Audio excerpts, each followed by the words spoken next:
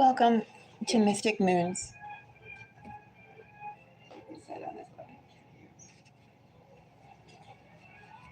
Welcome to Mystic Moons.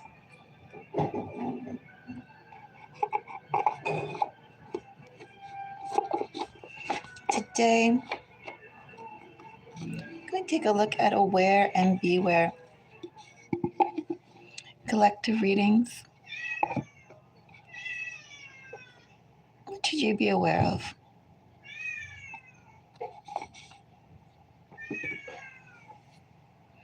And what is in your energy?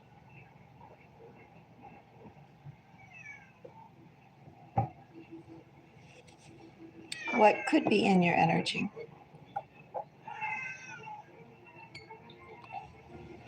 These readings are done internally without much structure. So if you feel called to, you could also check out a previous installment of Aware and Beware. If you do that, I encourage you to just open up a video and click wherever you feel called.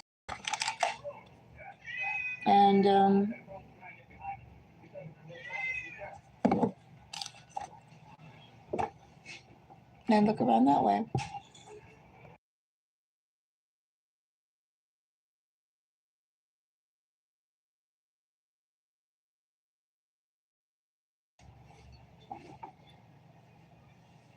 I just had a tissue and I think I lost it. I don't know how. It was in my hands just a second ago. Where did it go? This is weird. Where did my tissue go? Someone's offering me baby wipes. I want a dry tissue, not a wet tissue. I like a thin tissue, like a Kleenex type of tissue. I am particular.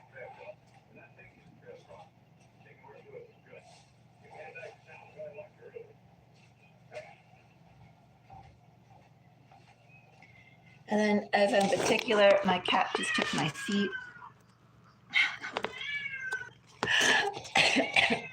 Anyway, move, little one. Go on, move. You can let me sit there. Move.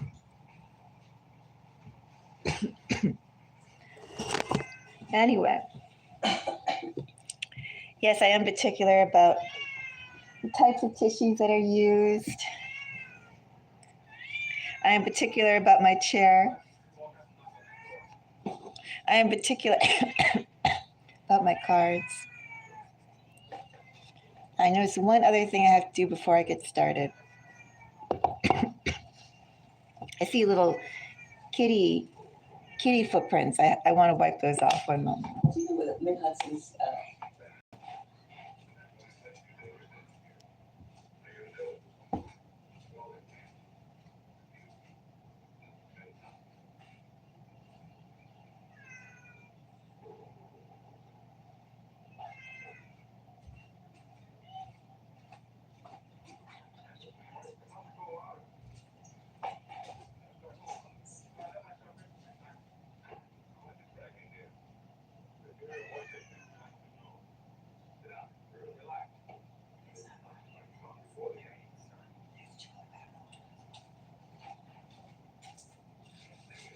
all right.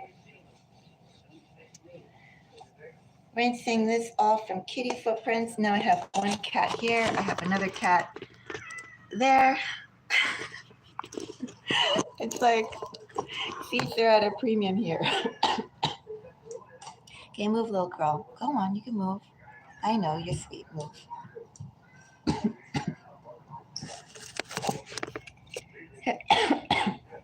Hello, jellyfish. Hello, mush. Nice to meet you. All right. Now I think I could start. Of course, now I think, well, it's spring, so they're shedding. This is like good luck fur. I once had a babysitter when I was little, And everything that happened, she said it was good luck. A bird pooped on you, it was good luck. You stepped in dog poop, it was good luck. You slipped in mud, it was good luck. Everything that you go, oh darn, she was there saying, it's good luck. Ironically, I ran into this same woman a couple years ago after not seeing her since I was a child, and apparently she's the biggest Grinch towards children. She lives in an apartment complex, and she basically is always yelling at the kids and the parents to leave her flowers alone even when they're not touching them. She complains about them making too much noise when they play.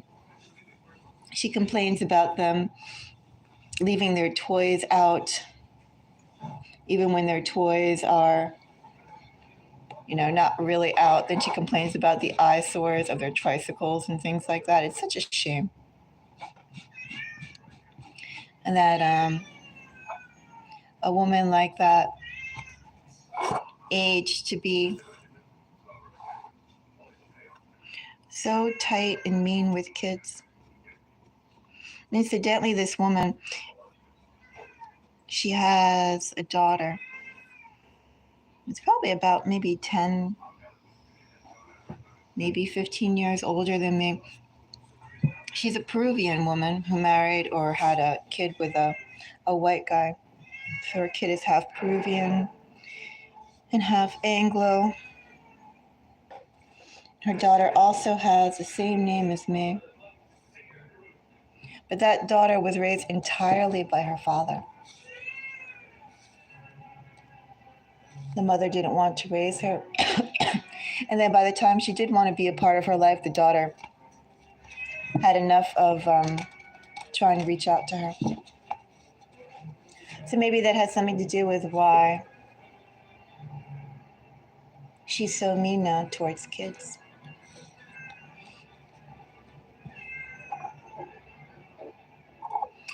Very ironic considering this is a woman who used to take every lousy thing and say it was a blessing.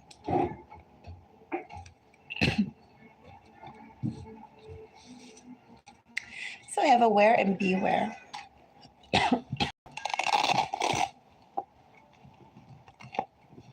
I am offering readings as well. These look like they're upside down.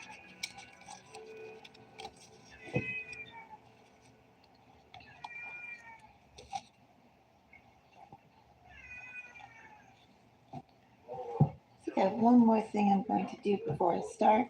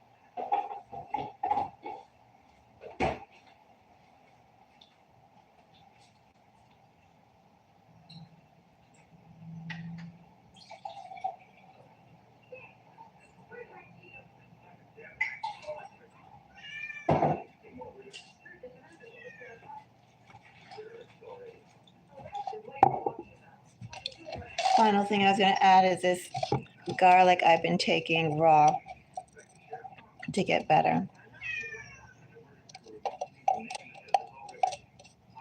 Can't quite chew them, so I'm going to swallow them.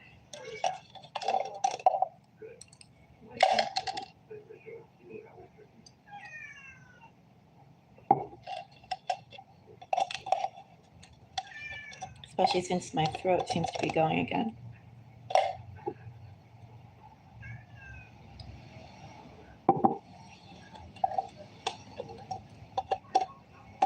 Garlic isn't so bad when you swallow it.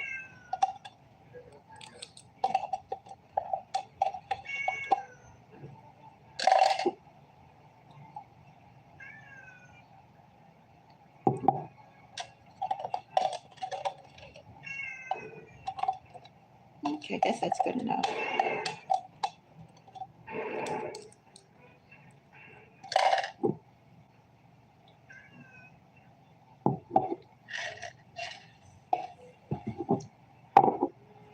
Not good enough for raw garlic anyway.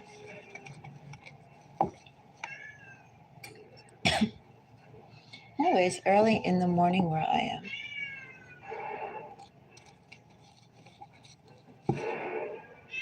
I feel like I'm up all the time.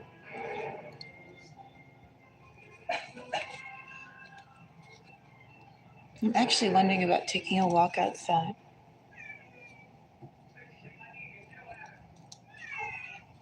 I live close to the river's edge, and I've never been there. I was noticing the river yesterday morning when I was taking the bus at 6, and I was noticing how the river, which is a big river, how it had such an immense fog and steam all the way around it. And it reminded me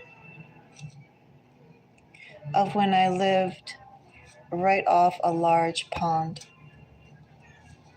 And I'd forgotten how every morning in the early morning, before the sun would come out, how it was always very misty. Thick was mist in that area.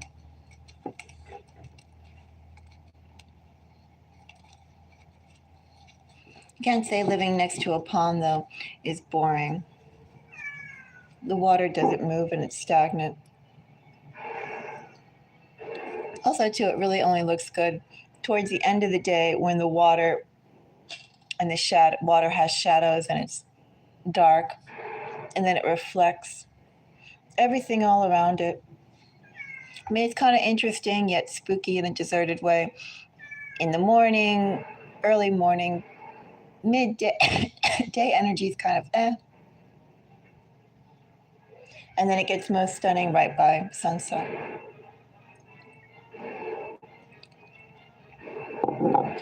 Someone who's watched the water intensely for far too long.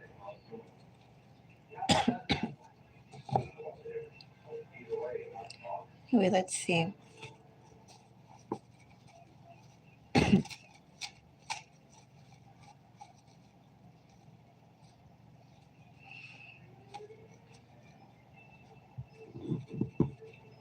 Let's get a message.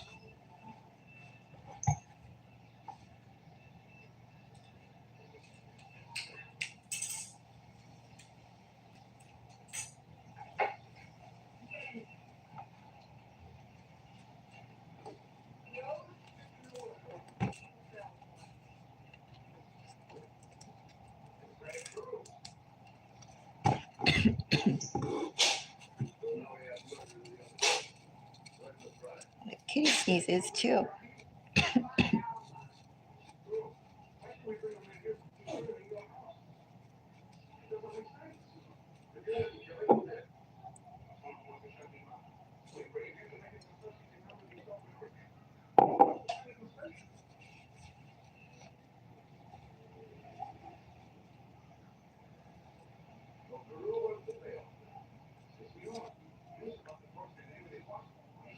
It's the first message. I have happiness.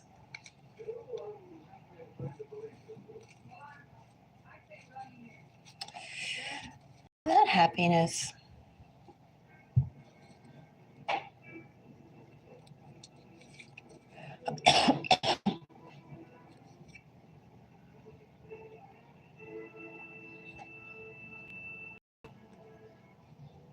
Well, an ease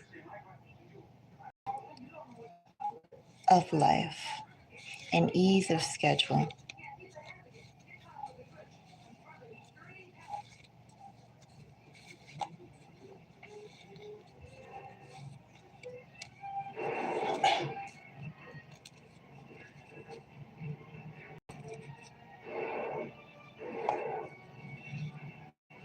And that happiness is with an emperor.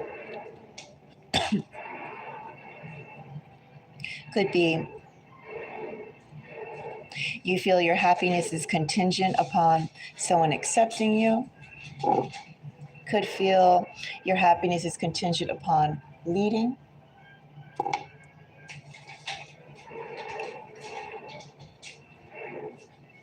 It's one or the other. Either you'd like to lead, you'd like to have a more powerful role, be more powerfully recognized, or you're looking for someone who you see as holding the gateway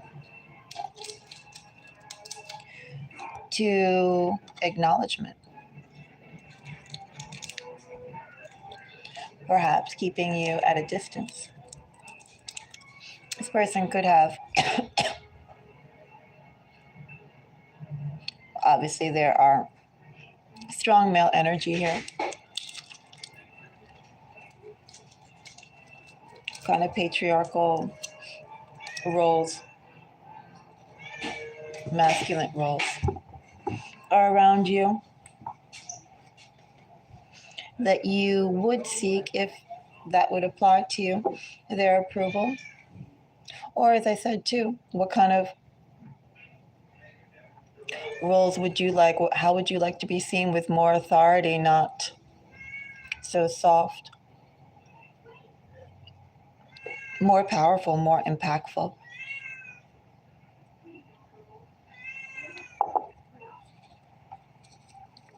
It's a question.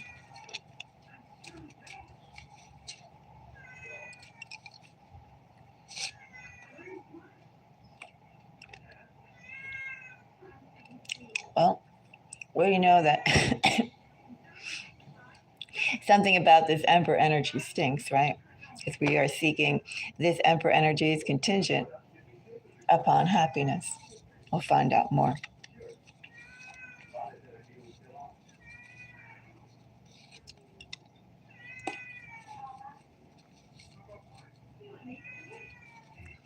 Now coming down to acknowledgement with special.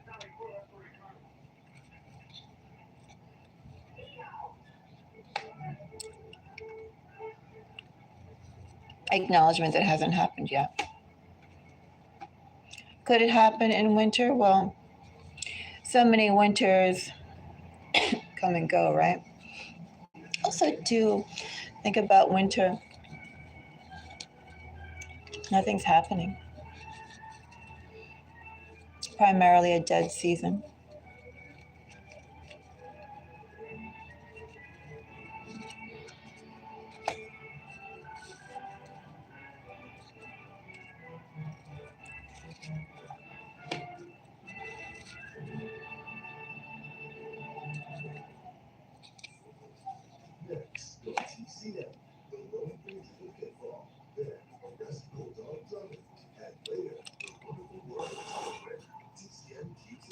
With worth waiting for, air and red flag, you could be waiting for someone with literally significant air, or just simply the right words, the right invitation, the acknowledgement. I am dealing with acknowledgement.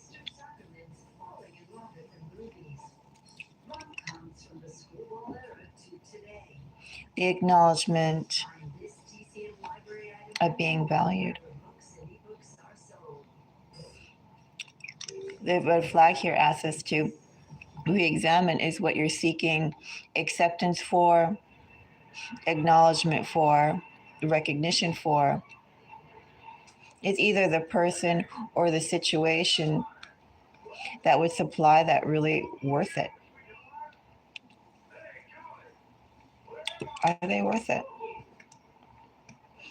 In whatever ways they are magnified to Emperor energy, you want to go and have acceptance be part of the group, but even is that group worth being a part of? In fact, with that question, let's take a little closer look at red flag.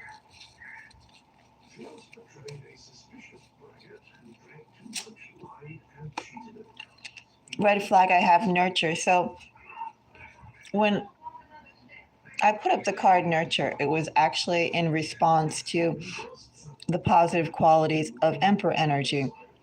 with the Empress, one of the highest qualities that an Empress can provide is nurturing, just like one of the highest qualities an Emperor can provide is to defend, protect, defend and nurture, the masculine and feminine qualities. However, this is a red flag. And I would say, too, this situation, this acknowledgement that you're excuse me, that you're seeking acceptance for, it's incapable of providing nurturing in the first place. This is being provided in some way, right? People are able to maintain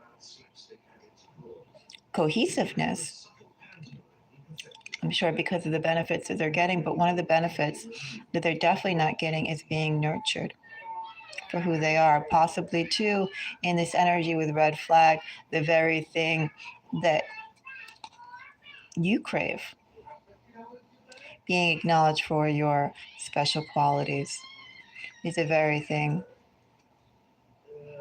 that can't be provided looking in the direction that you are. Hello, Sun Sis. How are you?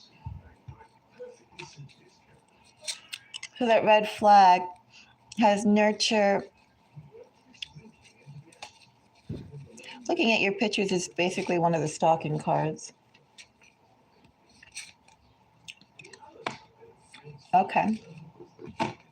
Basically, actually, now I'm curious about looking at your pictures. I'm going to go and pull tarot just on that card. It does have overtones of reflection and remembrance, as well as strategy and evaluation, strategy and sizing up.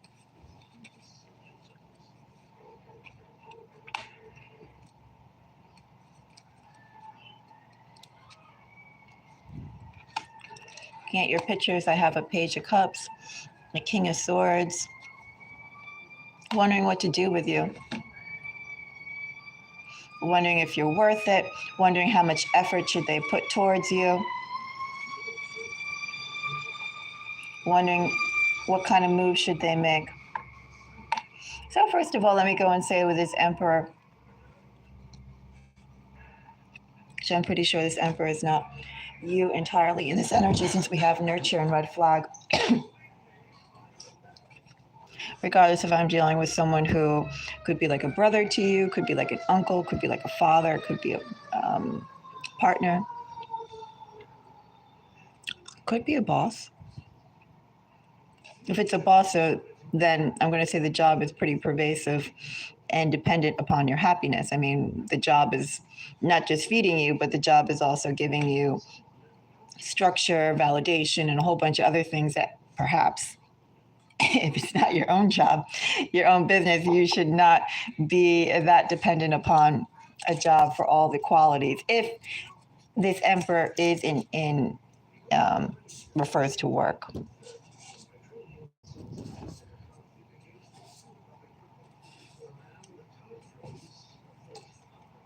So,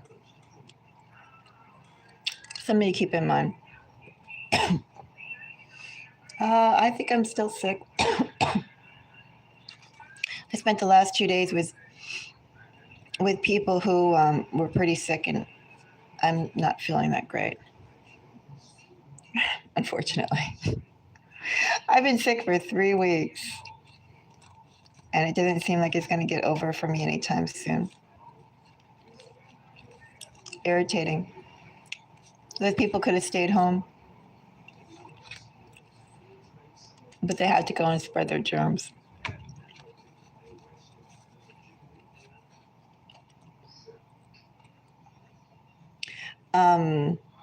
But it is what it is. Anyway, yeah, so red flag is precisely that.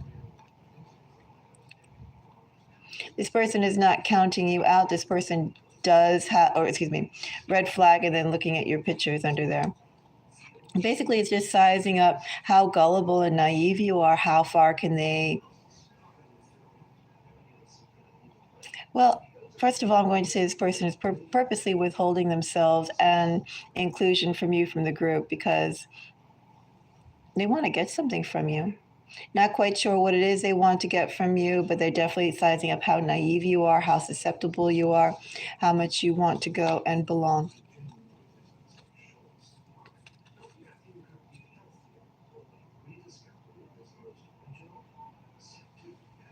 This person, see, will this person reach out? I'm just going to pull one card on this. It's been going on for a while. Not anytime soon.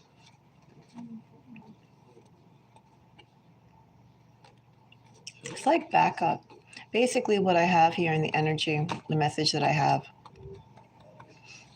If you're looking to a specific person, or maybe a specific type of person,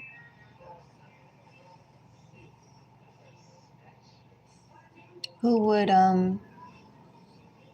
make you feel like you belonged,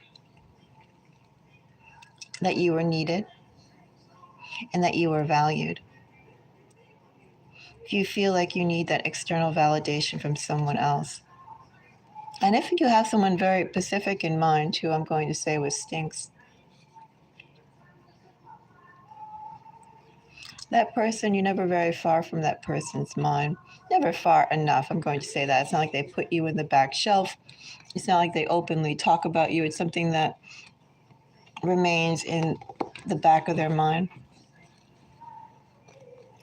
Almost like if you're wearing socks and you know that you're wearing socks, and if you wanted to, you could always reach down and take your socks off, right? It's that kind of pervasiveness with that kind of acknowledgement.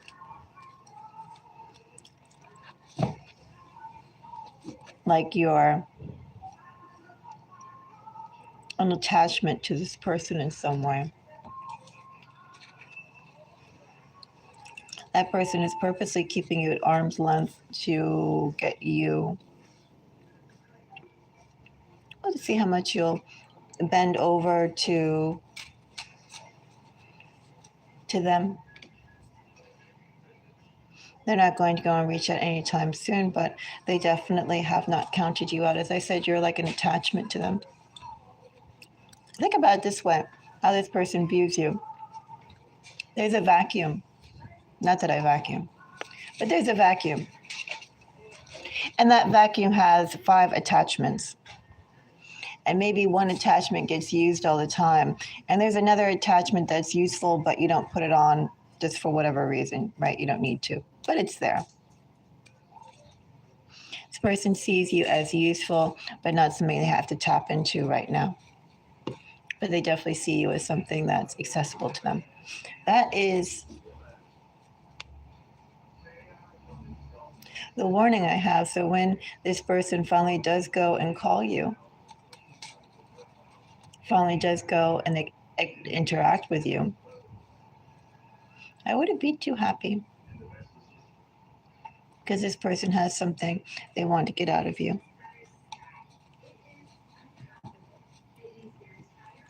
Right. Well, I went through all of my vitamin C, and I have to wait for like my pay period to come in and things like that to get more vitamins. Honestly speaking. So I'm kind of just down to garlic and water. But yeah, it's just irritating because in the place where I'm at, everybody has a cold. And it's not like they can't work from home either. And they have a really bad cold too. They're hacking and coughing all over the place, filled with germs. And then they have to go and basically require other people to work with them when they are super sick. I think that's unfair. I'm a little aggravated at that.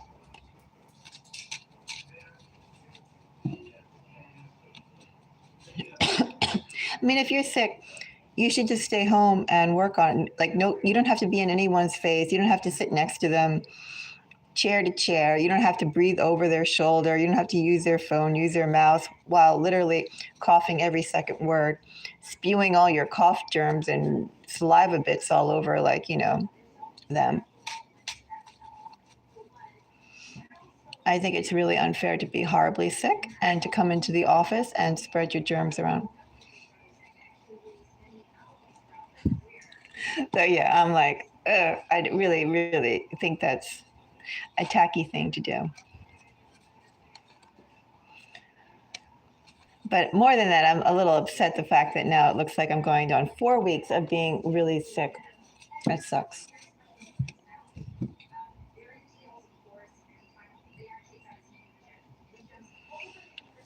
As I said, they could work from home. There's no reason for them to be in the office. They could even go and, like every, I'm sure that the woman that I work with, she probably has a printer that's calibrated to her computer with all the correct color codes and things like that. If not, she can go and calibrate it herself or get IT to come over and calibrate it. And she could go and do any sort of work that she needed to do at home. Also, too, everybody except for me and like 4 other people are in the office. Everybody else works remotely.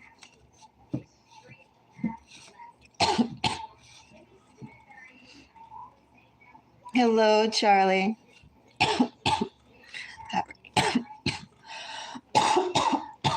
Excuse me. How are you?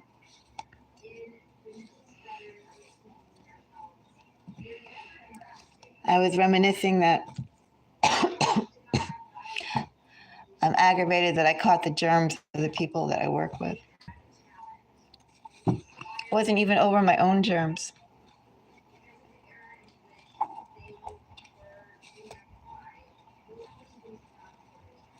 Yeah, I mean, it's just like, as I said, she could go and work from home. Everybody that she works with the team, except for me, works from home. And I understand that she's old school. She's an older lady. She probably feels like she has the most production when she's at home, and she probably feels like she has the most production when she's talking to someone and putting in her quibs and being cute. And then they keep on buying cheesecake. I'm a vegan, but they keep on buying cheesecake. And then they're hacking and coughing and whatnot. It's like they should stay away from dairy, at the very least, stay away from dairy. Because that was, and sugar too, that will just exasperate the phlegm. Yeah, that's in storage. So I don't have that. Literally what I think I need to do is just have like a week where I can just sleep and not worry about anything. But I don't have that.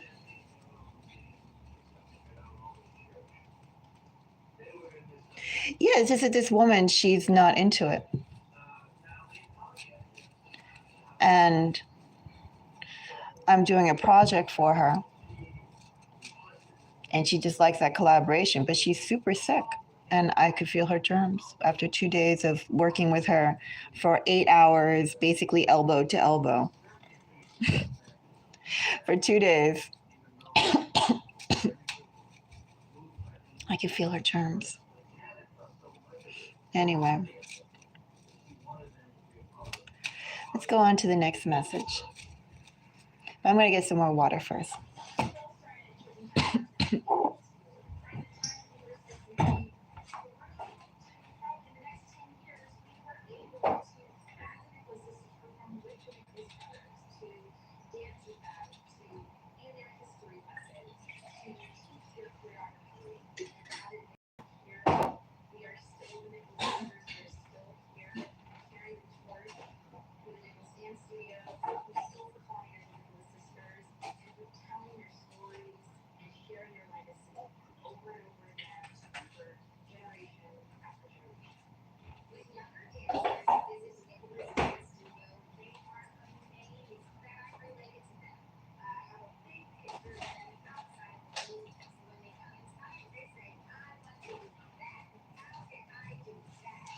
I will say one funny thing about the office that I'm in.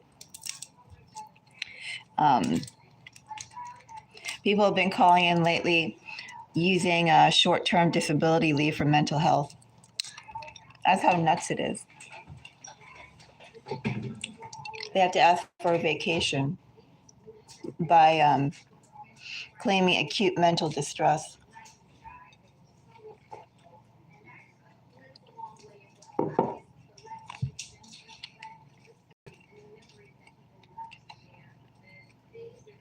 Yeah, I can't work from home with this one, but I'm basically putting together a whole bunch of catalogs that need to go out. I mean, I could do the work from home,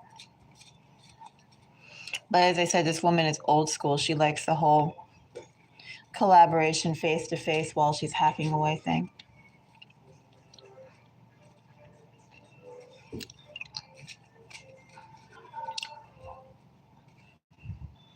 Thank you. Thank you, Charlie.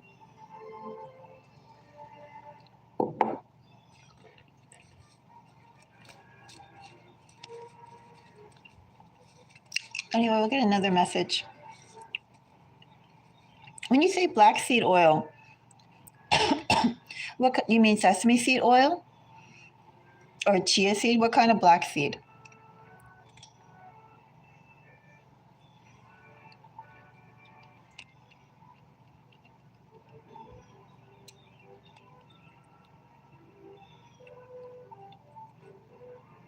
Oh, I don't have that kind of money. I don't have the kind of money to pay someone. You know, if I could pay someone, I would pay someone to help organize my storages.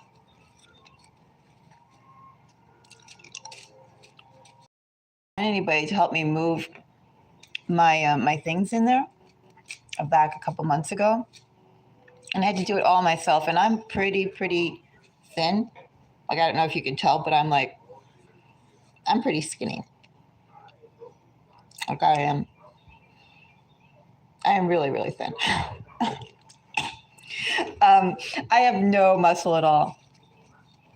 So if I was to pay anybody, I'd pay someone to help organize my storages, and I'd also like to move my stuff into a storage place that's closer by me.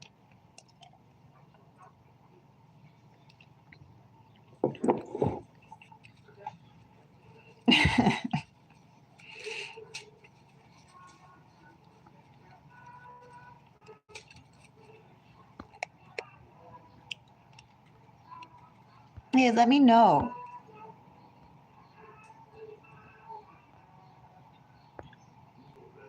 I'll definitely check into the black seed one. I know, right? That's the same. That's the one good thing I could say about the lifestyle I have. And, well, you know, I think everyone is comfortable or should be comfortable with your genetic makeup. I am comfortable with mine. It's just that, as I said, I'm not strong. I'm not physically strong. I do need someone to lift for me.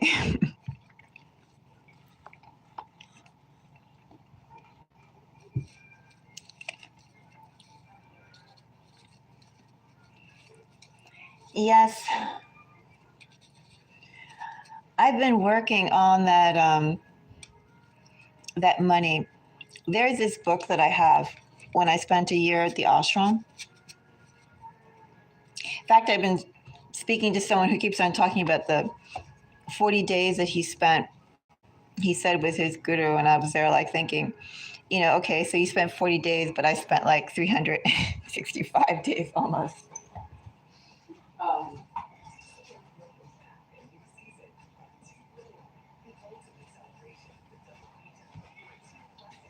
But they have like all these books.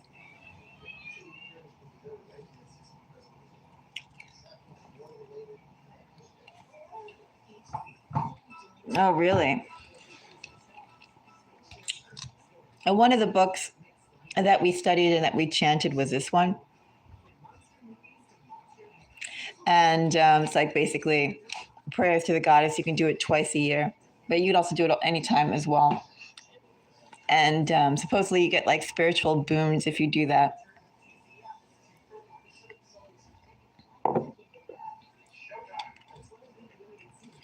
Really? There's another book too.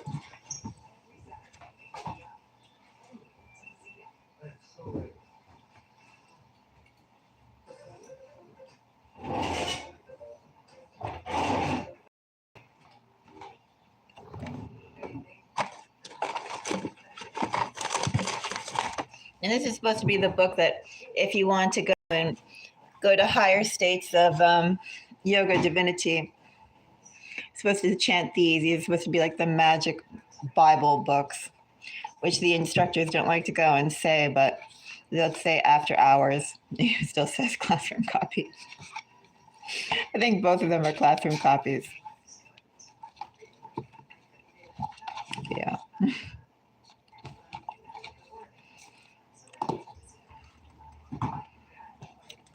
Okay.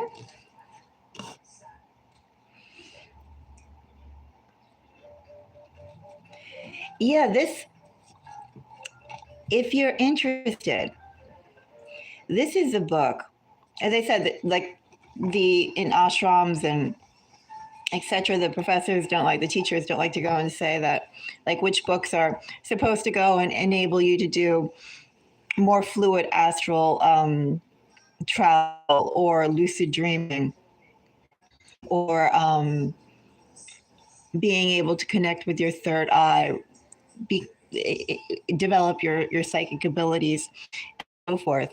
But this is actually one of the literal books that that are basically like the magic. And you'd want to go.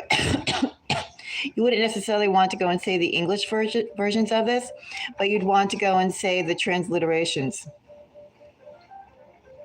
You'd want to say these for the vibration, because it's all about the vibration of how you say it.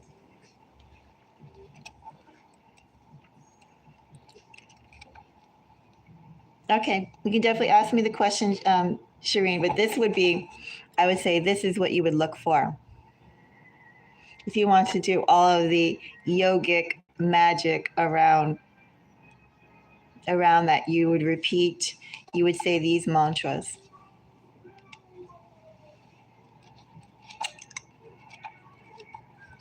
Hello, Tani. Welcome from Australia.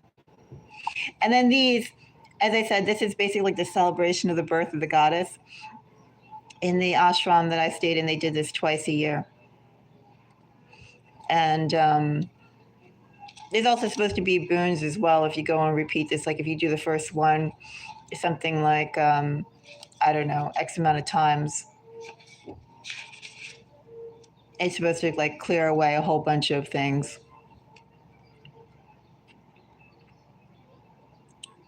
So they say sometimes they don't like to go and say quite all of the, and that was the one who founded the place where I was at.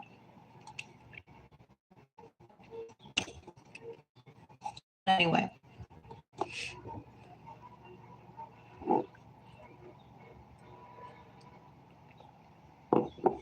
Anyway, Tani, Australia is something like 10 hours ahead or so, right? 12 hours difference. You have a big time difference from, I'm in the, I have a cold.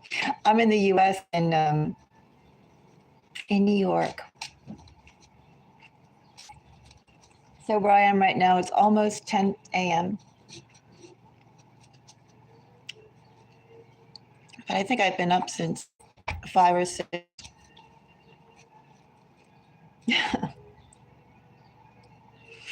It definitely is quite a big jump, Tani. Kiki, you can, but you'd have to make a donation, either through Cash App or Buy Me a Coffee. Cash App works great if you're in the US, and everywhere else Buy Me a Coffee does.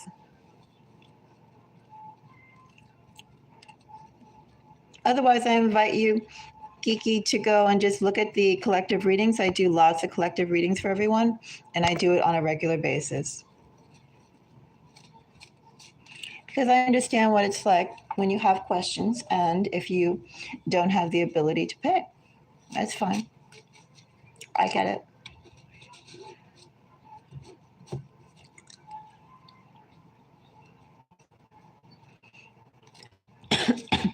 Well, until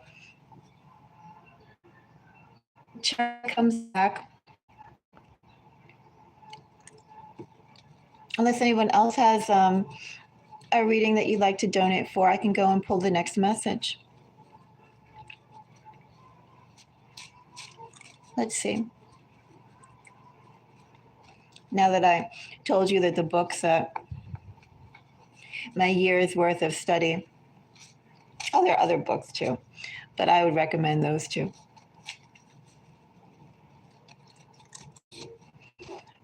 Pronunciation is important, is what I'll add to that. But you can go and get that off YouTube. Or a sound file about Sanskrit. I would not recommend going to a Sanskrit class in person, or I don't even think I'd recommend going to an ashram in person either.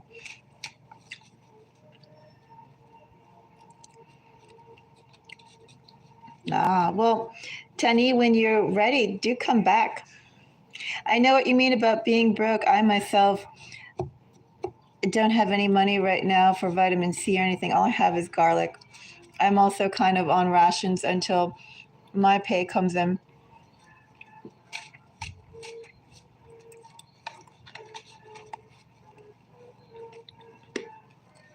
But, you know, it is what it is. I was telling people earlier that where I am, the office that I'm in is so bad. There's an employee, another employee did this before, but again, another person took time off by claiming a short-term disability of mental health. He said that the conditions and the stress was so much on him that he's having a mental breakdown.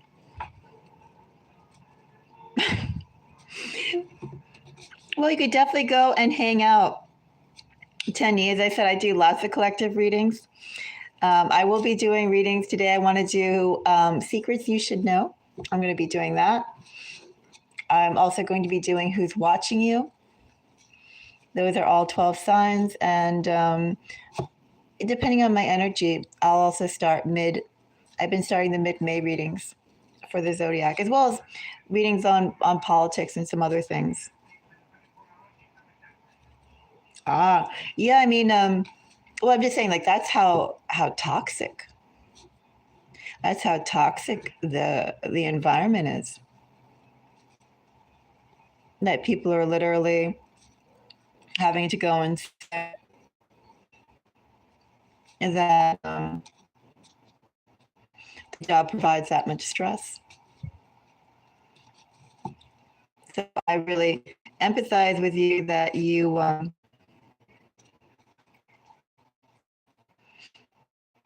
that you're in there. I admit that where I am is a pill. Like, for instance, right now, the woman, she is super sick, and I just got to. I mean, I've been sick for 3 weeks myself, but I've been home pretty much. Like, I've been running around, but I haven't been, you know, like in the office working with people or anything like that. And she literally is there just like coughing all over me with these really horrible germs. This is going on the 4th week I've been sick.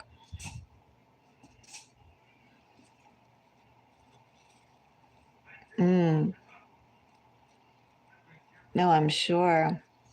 Okay, gonna go and look at Shireen. I'll be right back.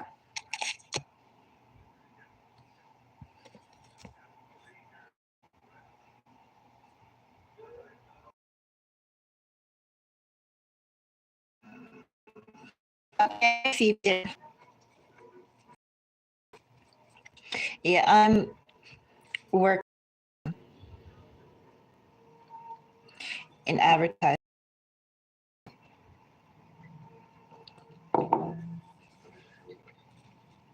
Right now, putting out a series of books.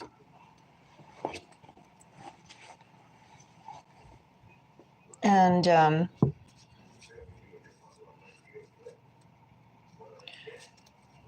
feels like everything is just like there's no copy. They're numbering the pages wrong. There are differences between each version, like for different locations. The quality control's all over the place.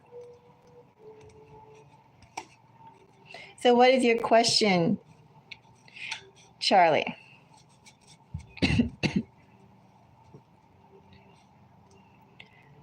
Okay, let's go and see.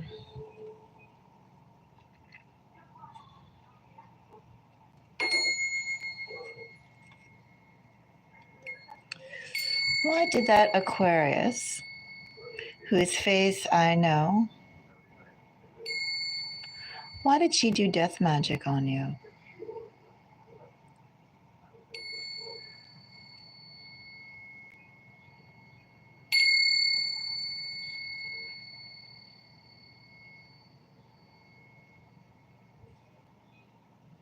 Let that sound out.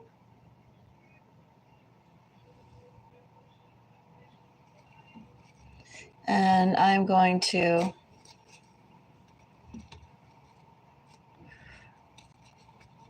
pull 3 cards from each pile. And then I'm going to pull you some of these as well.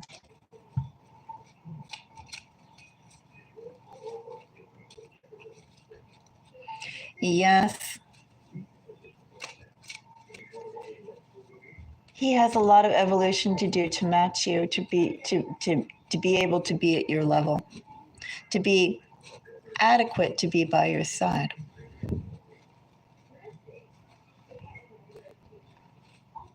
Let's go and see.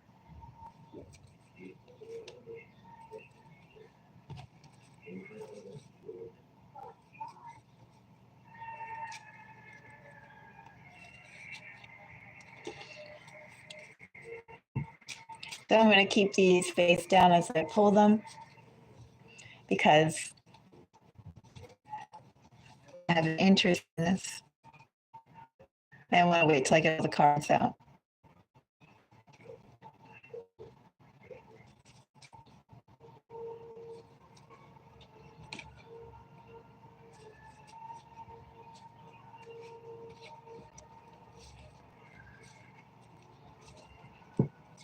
Yeah, that's what I felt. That's what I said. Temperance fell out. I'm going to keep Temperance nearby.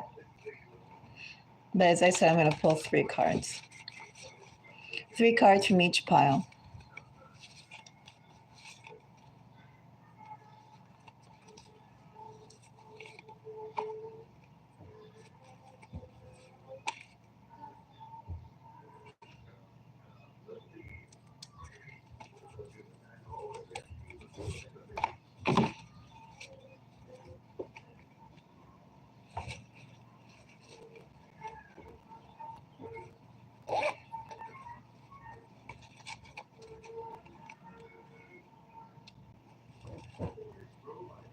I have lurking. I have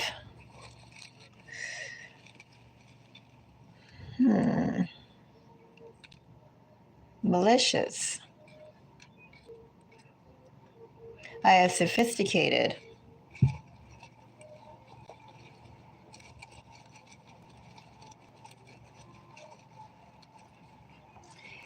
Yeah, I mean, I don't remember all of the readings I gave. I just, initially from what I remember is just the fact that, he has evolution to do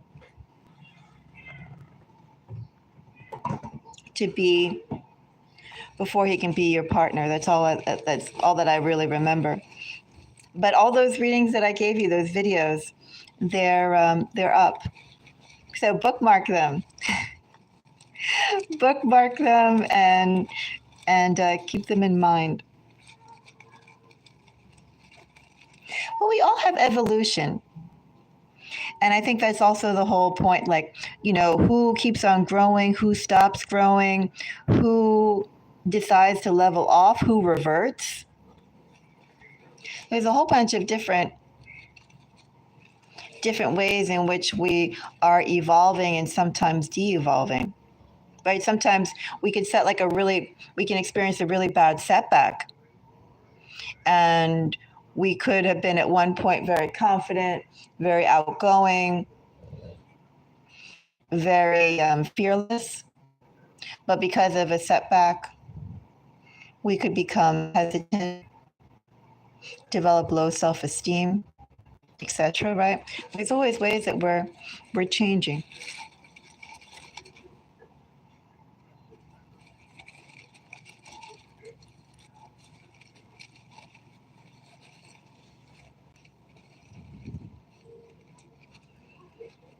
I don't know. There was a woman who I worked for on the weekends last year, and she had a husband who, I guess you could say that he seemed like the perfect partner for her, but he was always super stoned. And she really treated him horribly, but I never saw him sober, ever. Even when I ran into them into town, his eyes were always blurry. He smelled of pot. He could never go and be straight with her. It was amazing. Always, always, always either drunk or stoned. And she was a very selfish woman. I think she was just driving him nuts. I don't know if necessarily women who are selfish get pampered for. I don't think it's as cut and dry as that. It's all about your energy, who makes a good partner for you, what would make a good partner for you, what would you accept. So definitely don't think you necessarily have to be selfish, but be aware you need someone who's generous towards you. That's a must. You need someone who actually cares about you and is not going to go 50-50 tit for tat.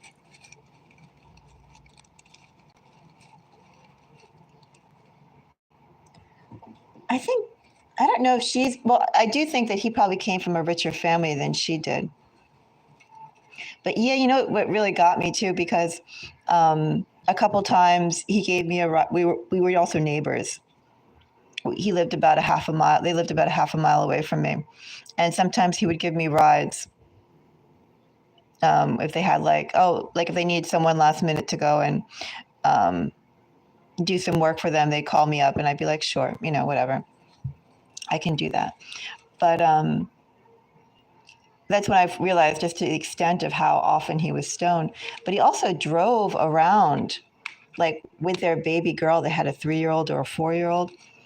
He also drove around with his baby girl, stoned as anything.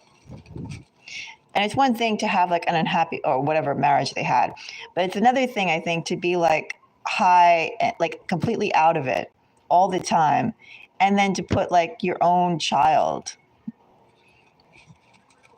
behind a car of someone who's in Tata land.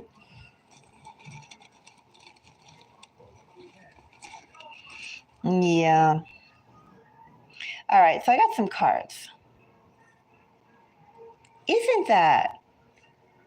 So, I don't know. She's one of the examples of when you just are saying, a woman who's selfish gets a man who whatever her. And she literally fit that whole energy. She moved in that energy. She was really, really not a nice person. Seemingly, she walked all over her husband, but I'm just saying these people were not seemingly low class people. They were not seemingly low class people. They had all the trappings that you'd be there going, oh, they're so-called respectable, blah, blah, blah.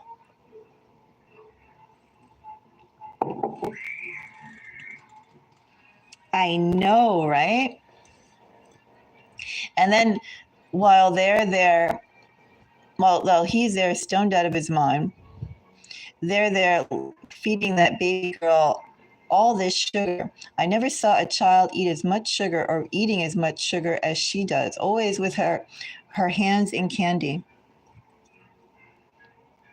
always on a sugar high. But yeah, he also drove around,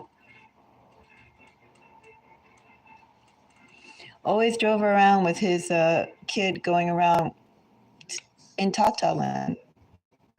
I was like, you know, like you said, that's the people that the universe gives babies to or family. But I mean, if that's like a way of getting like your family, I don't need.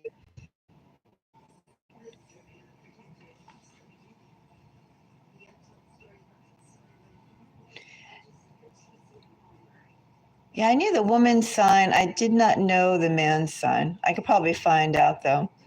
If I looked up his name, it's pretty distinct.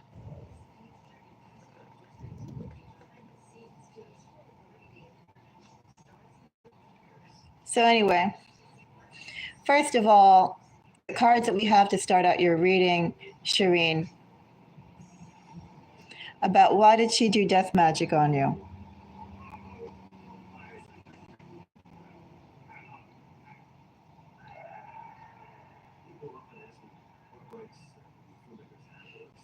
Oh, she's a Gemini, not an Aquarius.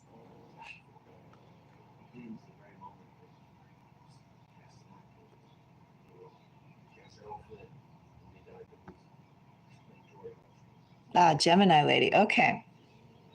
So, well, we have malicious, sophisticated, lurking, background info, hierophant, love offer, watching you, actor, betrayal, and monogamy. So, first of all, I'm going to say that we have a role.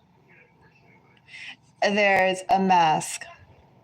Also, too, trying to lure you. If I was to separate these cards into what I'm seeing right now,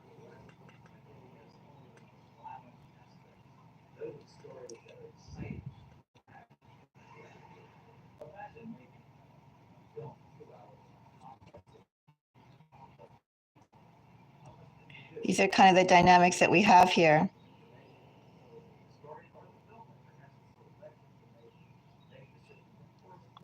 First of all, I'm going to say that in your your energy is attracting a lot of attention.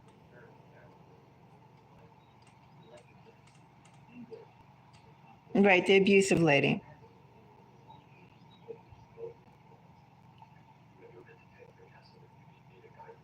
So, first of all, I will say that you're getting a lot of attention. There is an offer coming your way.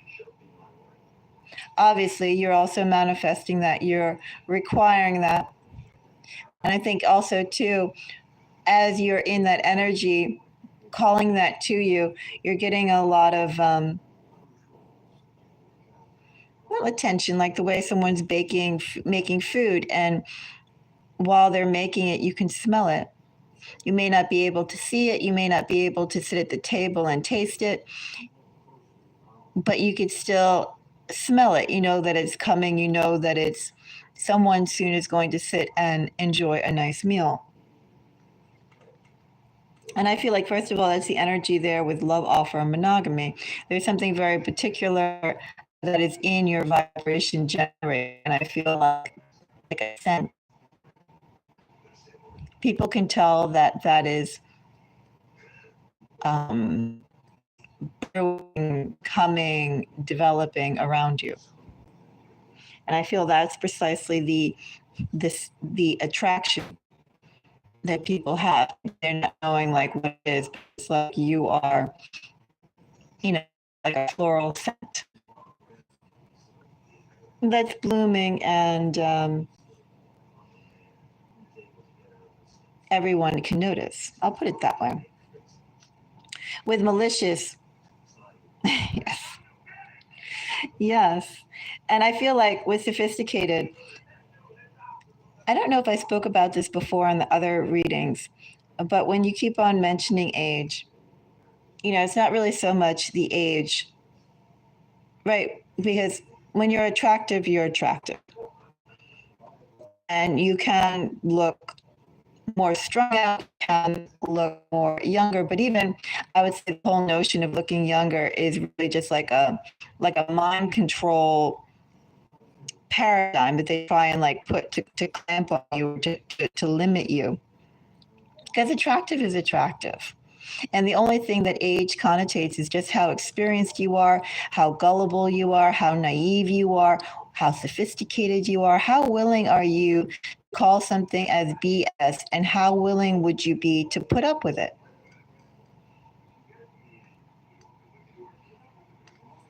Oh, sorry. How willing would you be to, the only thing about, I'll put with an issue of age when you look good, is how gullible you are and how willing you are to see something as BS, call it BS, and discard it as BS. That's essentially what maturation is. Maturity is. And sophisticated, you're no one's fool. Exactly, you're no one's fool. That's what sophisticated is. You see something as lousy and you're not afraid to call it as lousy. You're not going to be tied in, you're not going to be there going, you see things as they are. You see the possibilities, you can always see the reality. Exactly, exactly. And it's here. Yeah, I noticed. That's all it is here. Malicious. Watch, trail, hierophant. Exactly, energy. So first of all, I'm going to say that there's a whole lot of people checking up on you, and this woman is one of them. She's been digging around about you, and also too, she's still around you, trying to go and continually gain more information about you. They can tell where you're at. You're pretty clear on that. They can also tell what your boundaries are, how open you are, almost like the rules in which you anticipate or expect someone to approach you. However, with malicious, watching you, actor, and betrayal, someone here is in two-faced energy, very two-faced energy, very, very jealous, very, very angry, doesn't want to go and see you get ahead. Doesn't want to see you get ahead, but they can tell. They can tell that there's something good your way. They're just waiting for that to happen. They don't want to see it, but like watching a horror show, instead of keeping their eyes, covered, they're just peeking through because they can't help it. That's the energy that I have here. I have someone here also too, in with that hierophant energy and actor amidst lurking and all the other ones, giving an appearance of being exactly what they're not. Exactly what they're not. Putting on a very good mask. Putting on a very good mask. So that's first of all, just the general energy that I have here.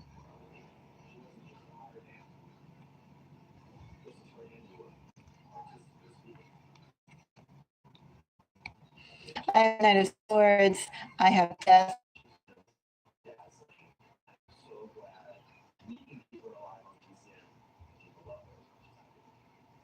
Just trying to go and block you, trying to change. I wouldn't be surprised with background info, lurking, and some of the other cards here. If she just can't feel the good things that are coming your way, Shireen, and she just wants to interrupt it, change it, delay it. Anything she can do to basically change what fate has coming towards you. That's essentially the reason why she's done this. I also say it's because of her own history.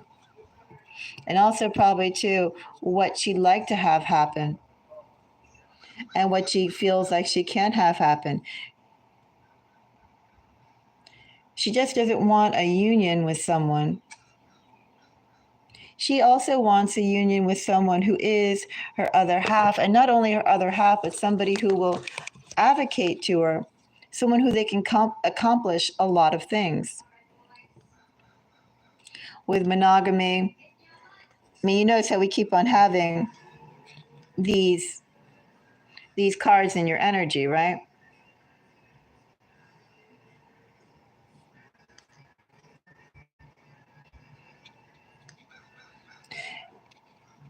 You know, there's going to be selections. Exactly. She wants to block a connection that once you get together, that energy just is going to go and thrive. And I all say it's because of the history that she's had with him. And also, too, we have background info. Background info is also like history, right?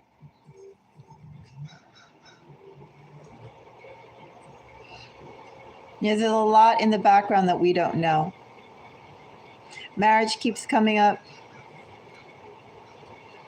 And it's like there's some unfinished business. And it's staring her right in the face. It's staring her right in the face because she has to acknowledge it. She has to let go. And she's refusing to. She's literally buckling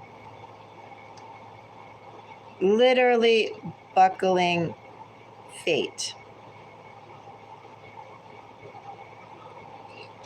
Literally buckling what's to come to you, trying to change what's to come to you.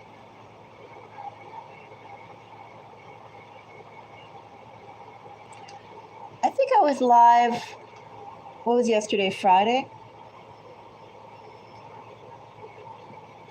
Yeah, I think I was live like 1 a.m. my time or something like that briefly.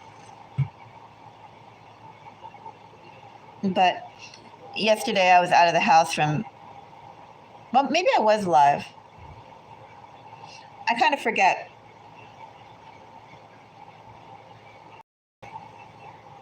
It's amazing how many people want to destiny swap, isn't it? They just can't create their own thing. They have to go and literally look at you and cherry pick when disregarding all the things that you went through and experienced to get to this point. It's like trivializing everything that you've gone through to be in this energy. Trivializing everything that you've obtained to be sophisticated and have this knowledge.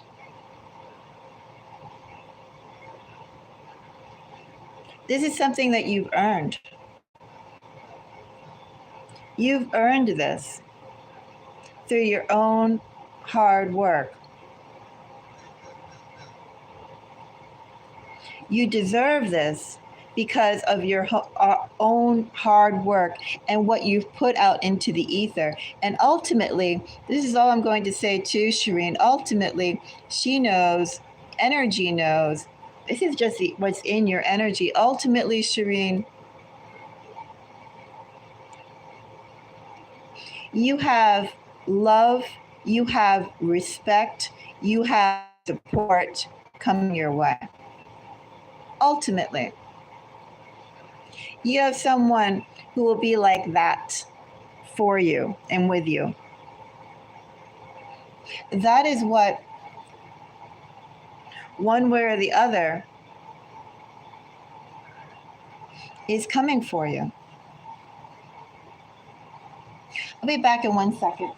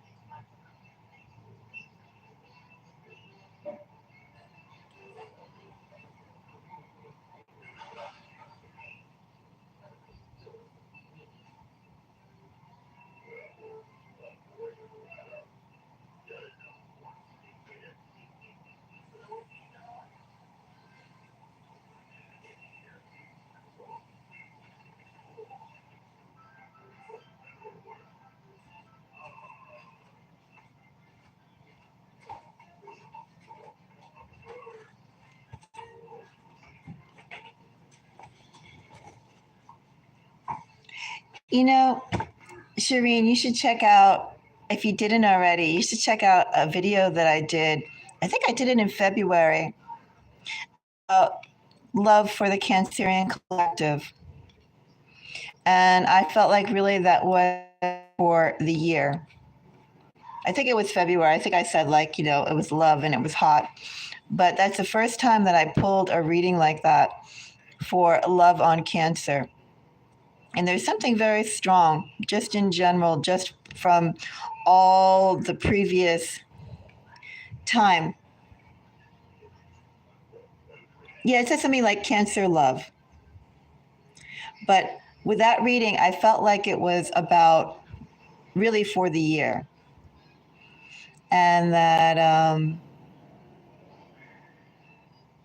there's like true love, monogamy, marriage in the energy for those who are seeking it, for those who want it, for those who won't accept anything but that. It was the first time I got a reading that powerful for Cancer. I mean, I've gotten strong readings for other signs. Yeah, I've done strong readings on love for other signs, but well, I've been getting strong energy for Cancer in a bunch of things. I mean, literally, things are, as the year is progressing, the energy is building up.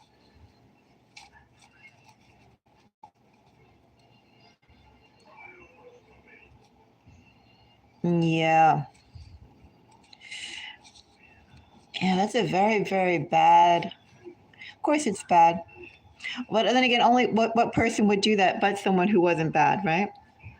What person would do that if they didn't have other things there? But I think it's really tacky to go and begrudge somebody their own fortune, because that's something that you've earned.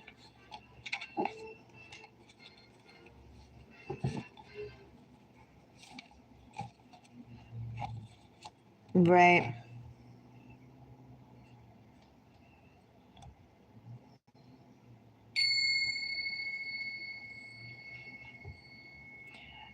Well, we'll just tap into, as today is Saturday, the day of Saturn, the day of time, the day of the karmic energy resetting itself, the day of dues.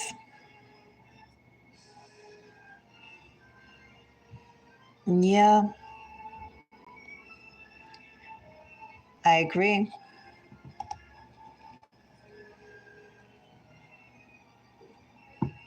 Well, I told you, Shireen, right, about that woman in the ashram that I dealt with, who was much older than me, but she was like going around being like very friendly and calling me like her little sister. And for 8 months, she acted like 8 or 9 months, she acted like she was my number one advocate, my number one friend. Same here, Shireen. Thank you very much. And then all that time, I found out that she was literally cursing me every night, smiling in my face during the day, and at night, she literally was lighting candles and saying mantras to curse me.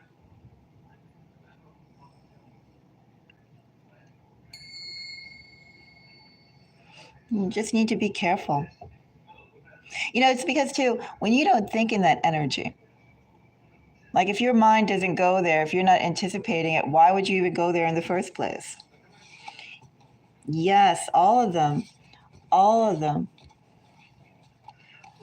All of the evil needs to go and just get back their own just desserts.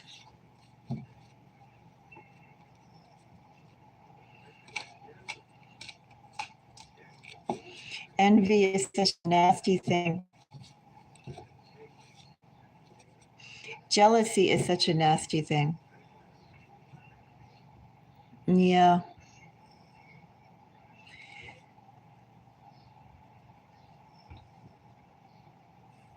You send me a video, I'll watch it. If you want me to watch it right now, let me know. Otherwise, I'll watch it later.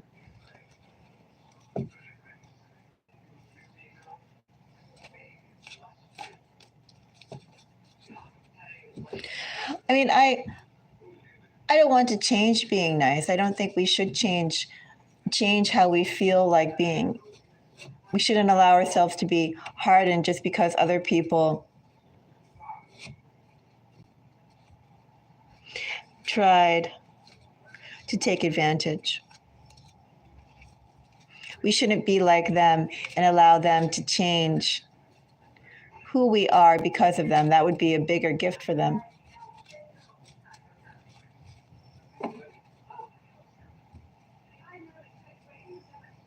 Beautiful. Very, very beautiful.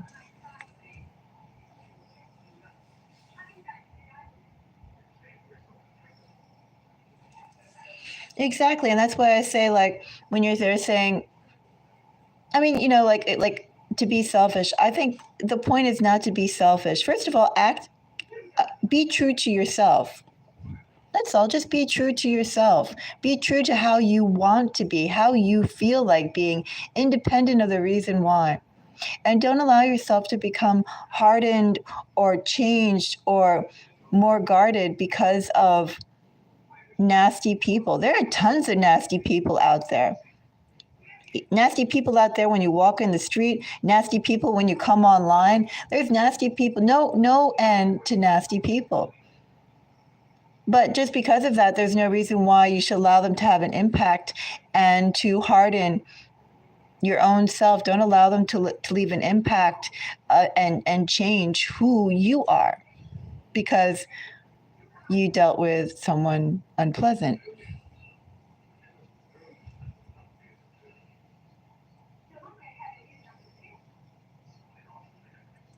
Yeah.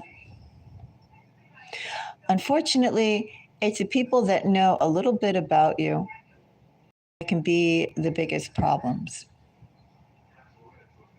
That's also another thing.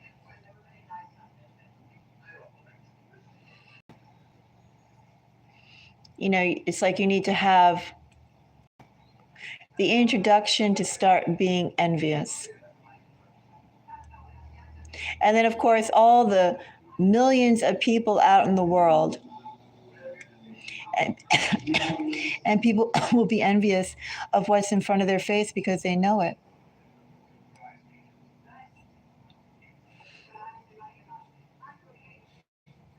I'll be back in 1 second.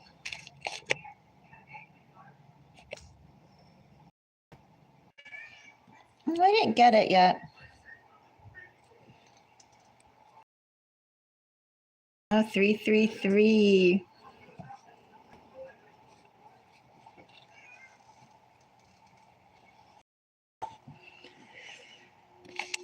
333. I didn't get it yet. Maybe the internet is lagging.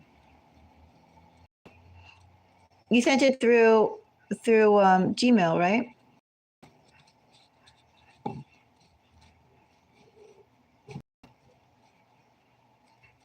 Did you send it through Gmail?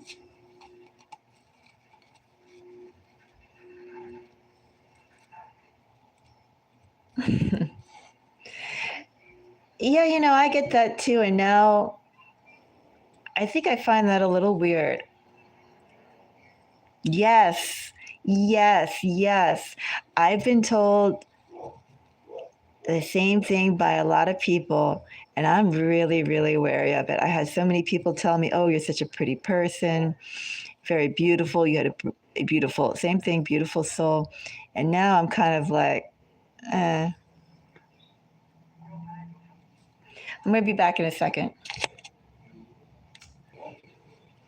I didn't get it.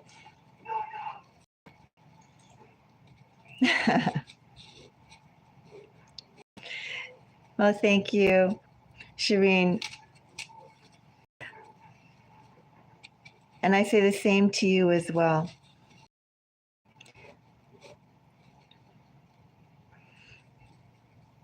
Yeah. You know, it's odd. One of the things I get, which I think is a way of the angels protecting me, I get a lot of people who tell me straight off,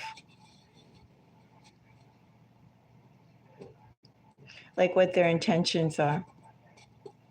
And I always find that weird, but it's a form of, mm, well, you learned your lesson. That's good.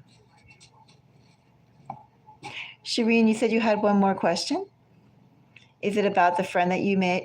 That you met? Do you know her sign or when she was born? Okay, go and ask, and I'll go and take a look.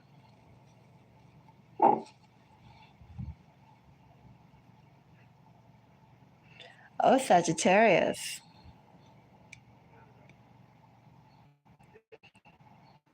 Good.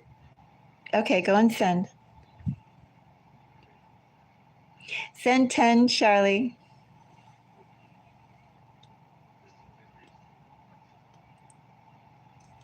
Got it.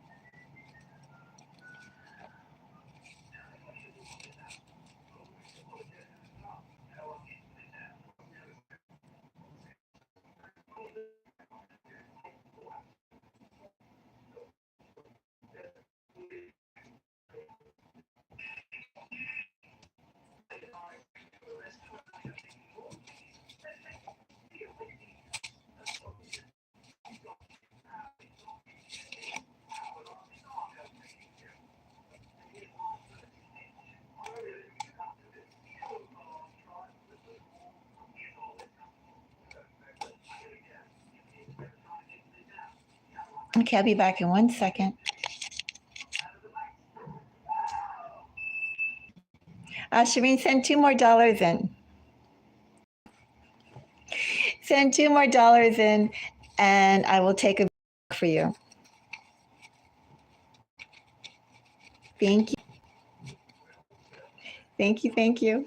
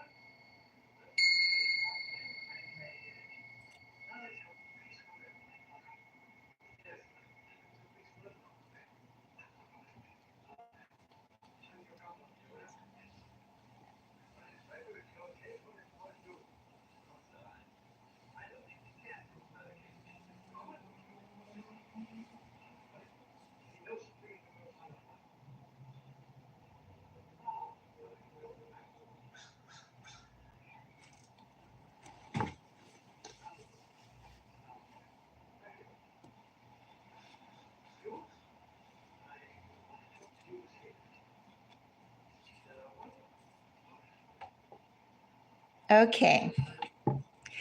Thank you so much. Wow.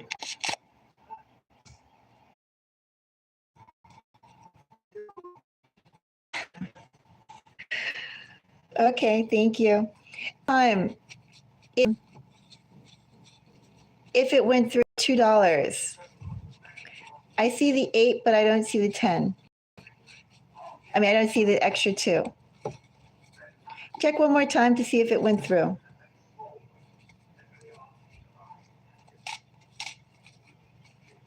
When you're here, I don't know if you're here or not. It says 0. You sent it? You sent the $2? One moment.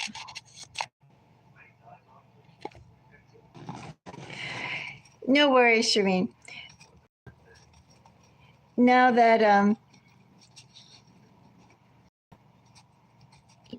well, we can go and start anyway, because I appreciate your support, and I do appreciate as well the $10 a question. I appreciate you being a part of the community.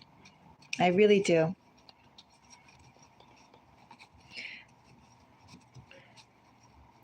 I did not. I'm going to go and check one more time. Let me check one more time.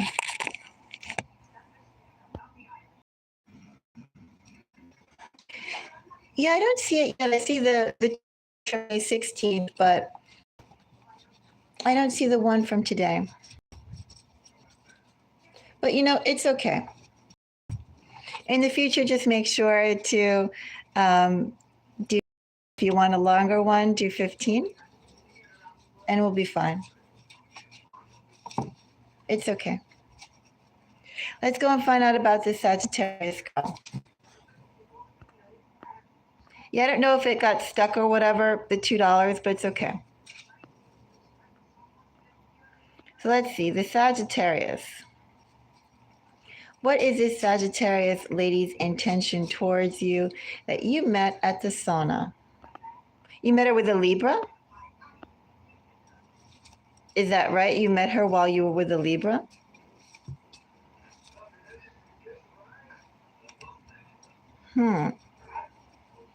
Let's first see this Sagittarius.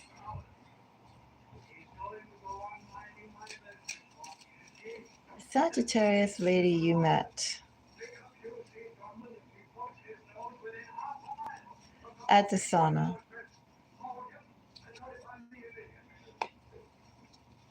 I have thoughtful. I have invitation. Did she invite you anywhere? Did you exchange numbers?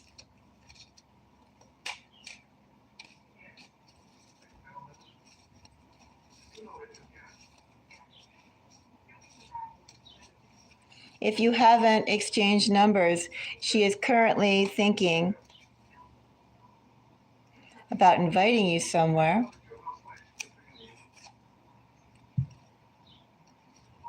She definitely wants to go places with you. And you said she was a Sagittarius.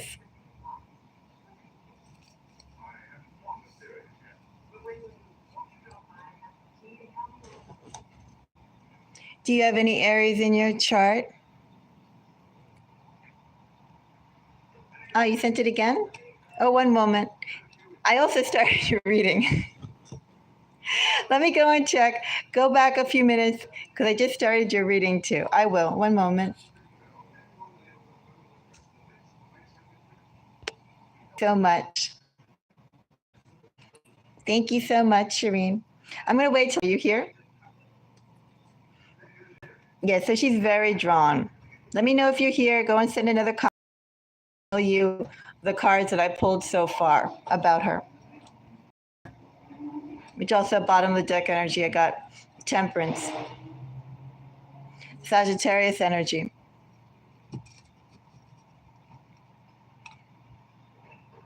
Let me know when you're here and we'll start.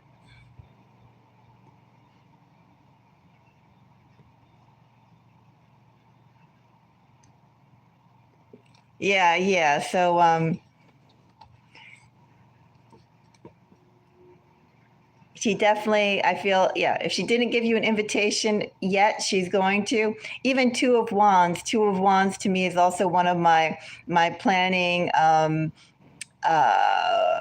appointment type of cards. Like it like to me it has the same sort of energy. One of the meanings for a Two of Wands is also invitation, right? Planning on meeting up, agenda, and then thinking about how to go and have that happen. So first of all, the energy that I have here is good. I'm going to take a little deeper look. She is very drawn to you. Bottom of the deck energy I had here too when I finished pulling with Sagittarius. So initially everything looks good. Of course, we do have here Five of Swords, High Priestess energy, Seven of Swords. No, thank you, Shireen. Like I really, really do appreciate your patience in working with me, and especially with my connection being what it is, the internet and everything. Well, first of all, so she's Sagittarius. I wonder if she also has significant Aquarius. If she has significant Aquarius energy as well. Five of Swords, Seven of Swords. High Priestess I see as Cancerian, but it's also too in this energy. Look at that. Look at just the way the cards are placed. You see how the cards are placed too? It's like both the Five of Swords, Seven of Swords eyeing the High Priestess energy. So there definitely is a high level of attraction. I say this woman must have some Aquarius, isn't it?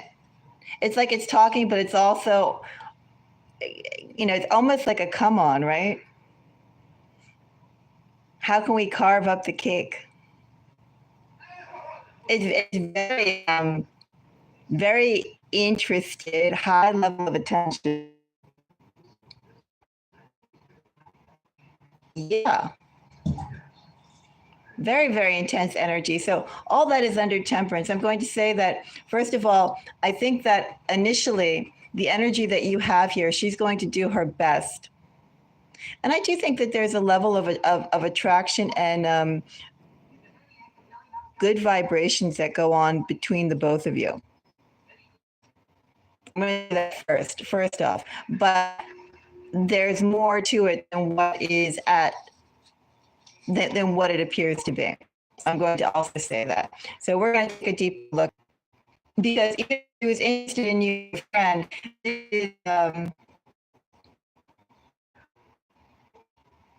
this is energy. So we're going to take a closer look. Oh, it's lagging. Let me go and get rid of some of my things in the background. 1 second. Make it better. We have very good feelings. She definitely wants to go and invite you to build the relationship. She does think you guys would be an excellent pair.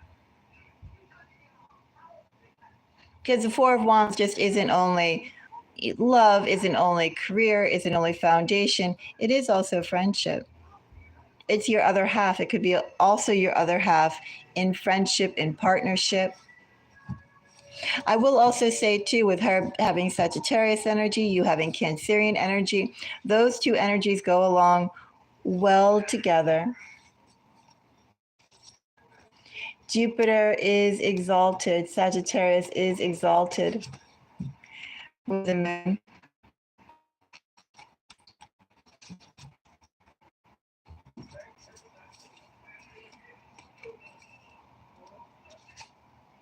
I have 4 of Cups. Hangman.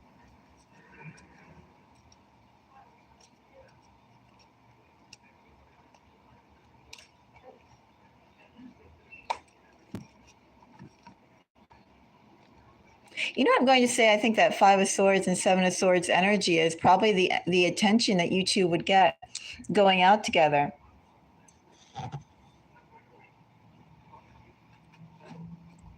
Ah.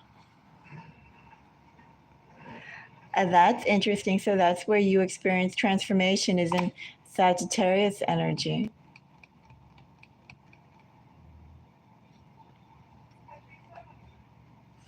And in your house of second house of communication, right? Well, initially I'm seeing that everything is good. I'm going to pull 3 more oracle cards for you just to see. But I mean, the energy looks really good to me here, even thoughtful. I think that both of you would be considerate of each other. And initially to go and start, I'm seeing all very green flags, looks all very encouraging. I'm going to pull 3 of these moon cards because you know that they can be a little harsh. And let's just see if there's any sort of warnings here, because initially what I'm seeing here is consideration. I can see that she wants to get to know you better. I think you'd have fun together. I think your personalities would go well together. I'm going to pull 3 moon cards just to see what else is in this energy, if there's any warning. And it's only because these cards, as you know, are literally black, good cards and bad cards with some timing. And then some identification marks, but essentially these are a little harsh. So I'm going to pull just 3 cards to keep in mind. And let's see what they are.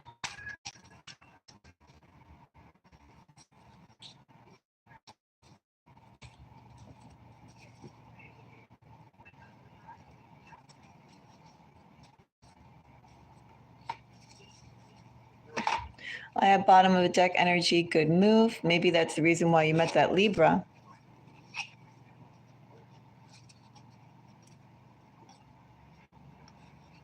So I'm going to say you could find her a little immature. She does have issues with money. She also has issues with money.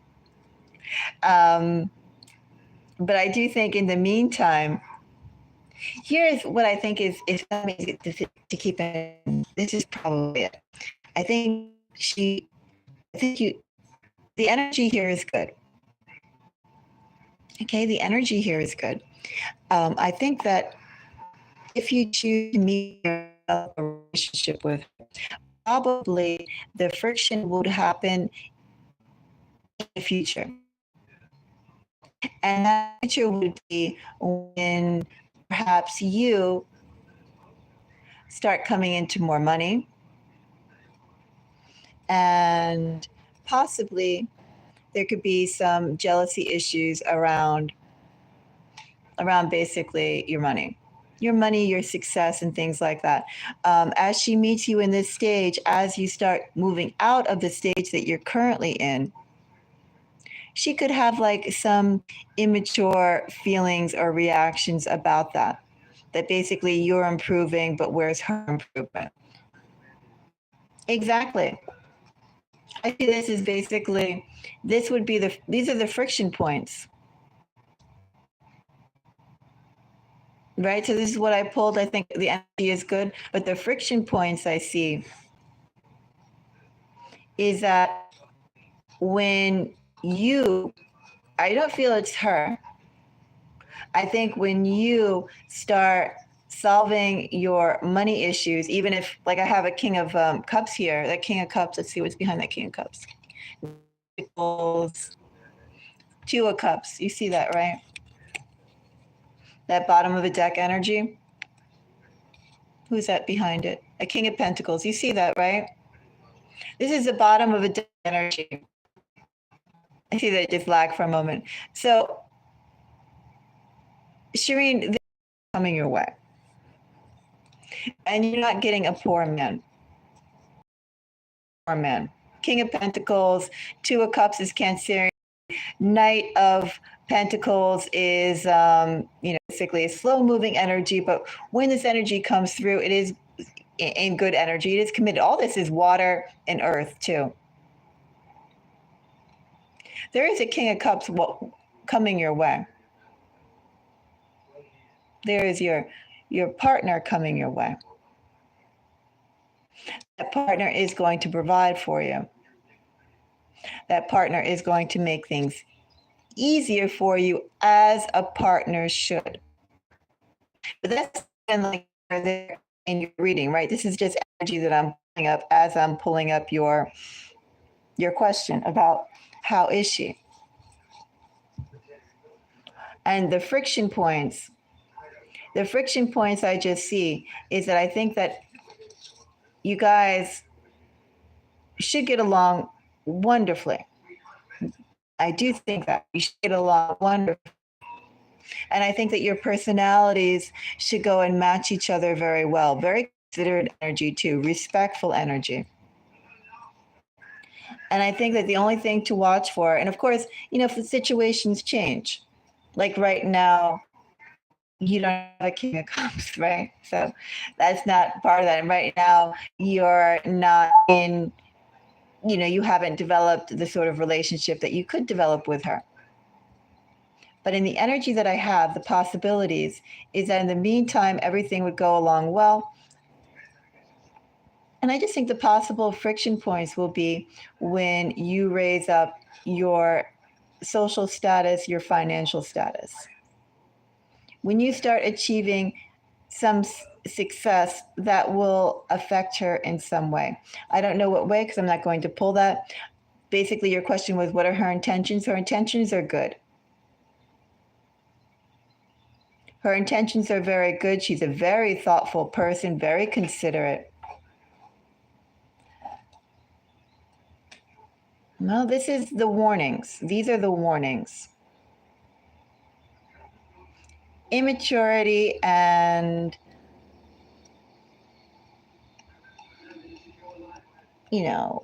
lack of poverty. Immaturity and poverty, if I was going to put that there. These are the flags. But basically, like, how well are you able to provide for yourself? How comfortable are you able to live? More than poverty, how comfortable are you able to live? And I feel like when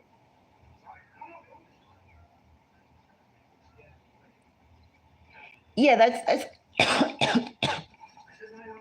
that's kind of the caution that I'm getting here. I feel like with her, very, very good energy. I don't want to like diminish that. You do have really nice cards here. But I do feel the one caveat could be a little bit of jealousy when you start to improve your situation. That's all. That's the warning that I have for you. And maybe with this energy of um, Four of Cups, Hangman, and Ace of Pentacles, maybe with this energy as well that's here, like she would, like maybe this energy would change. Yeah, it's success. It's thinking about success is also achieving success. You have success here with her relationship, but also too, success is coming your way. Success is coming your way. Partnership is coming your way. Not just partnership with her, just like legitimate life changes are coming your way. You won't have a Knight of Pentacles anymore with wooden spoon, right? You'll be a silver spoon or gold spoon energy. You'll have rice bowl energy. But yeah, it's just something to go and look out for. I think too, let me go and say with the Four of Wands, you could be together so closely that she would almost see as like, you know, we eat the same, we like to do the same things, we're the same type of person. And then in that sameness, when you start doing better but she's not doing better, that's like where the friction is. Anyway, that's what I see initially. I see that she has very good energy. Something to keep an eye out for, though, is that she could change when you start to meet, or when you meet a quality person.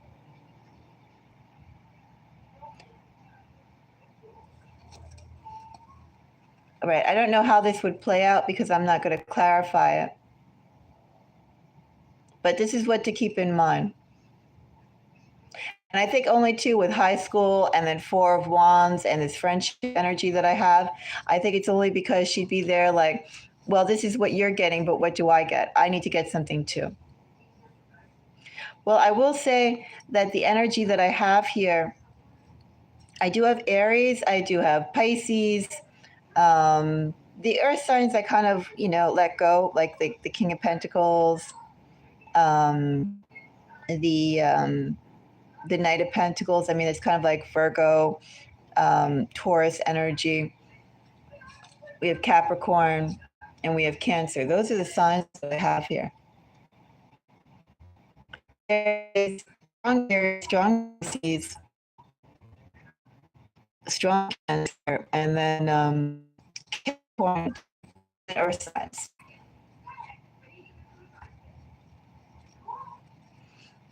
Yeah, so definitely strong earth somewhere.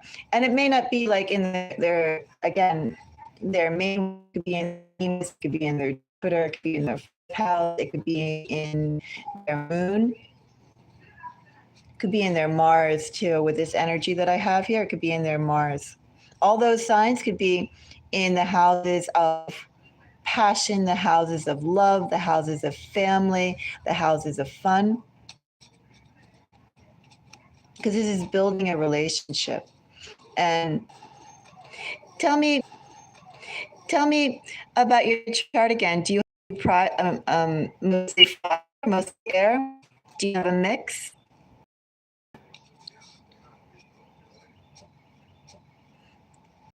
Let me go and check.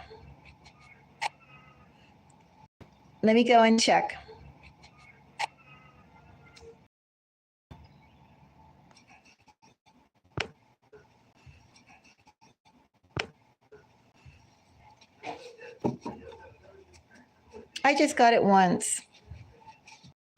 The $2 I just got once. I only got it once, Shireen.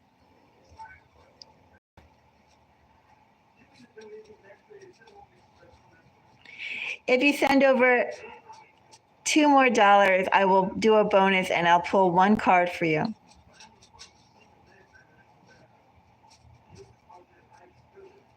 Sounds good. Sounds good.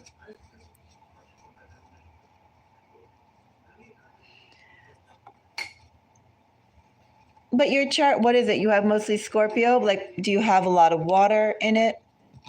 Are you mostly air, mostly fire?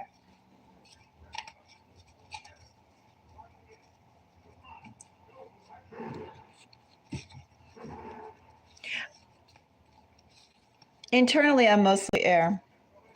Pretty much air. Mostly water and air. Yeah, I'm mostly pretty much air.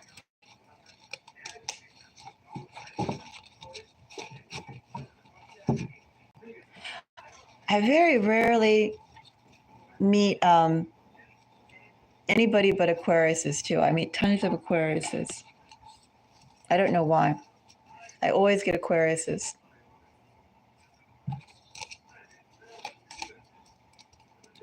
And I have no Aquarius. I practically have no Aquarius, no notable Aquarius in my chart.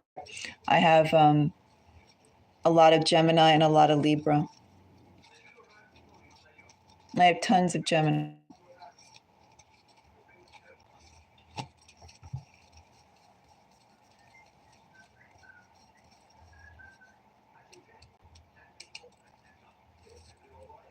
All right.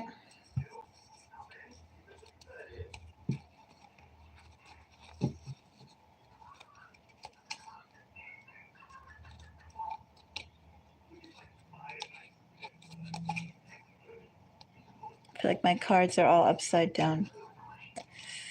Wonder why I mixed them up so.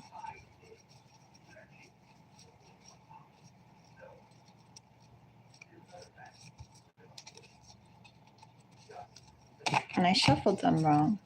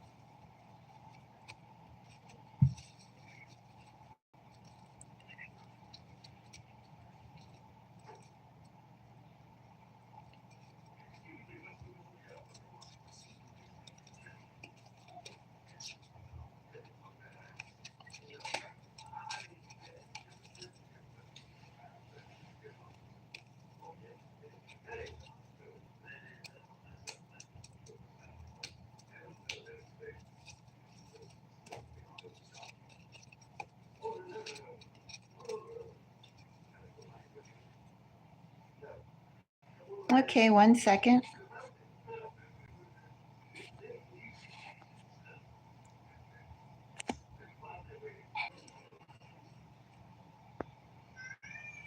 Okay, so you want to pull one card on that King of Cups? Is that your question? One card on the King of Cups?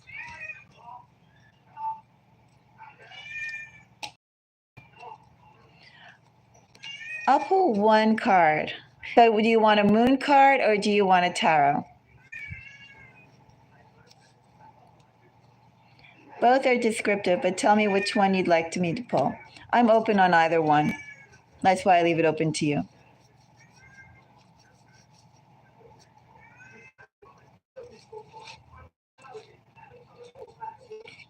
Tell me if you'd like me to go and pull on one of my moon cards or a tarot. Both are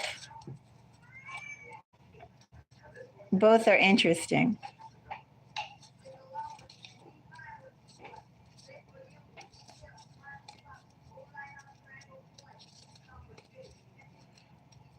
Maybe I'll just pull a tarot for you.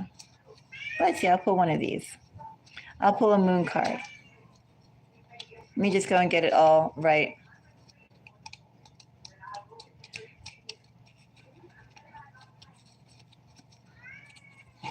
Okay, so let's go and see about one card on that guy.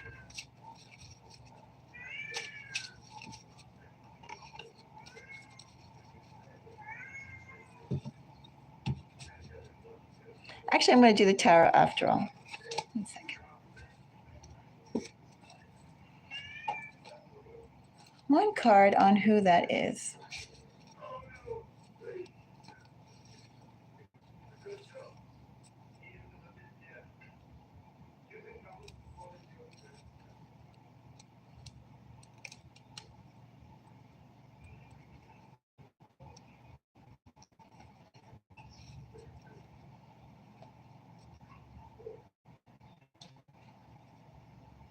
An Ace of Swords.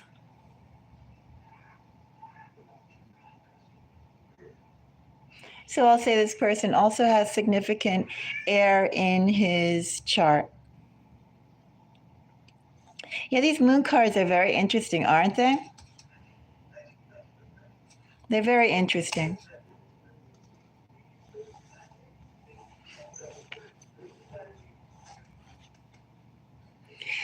So I see with the ace.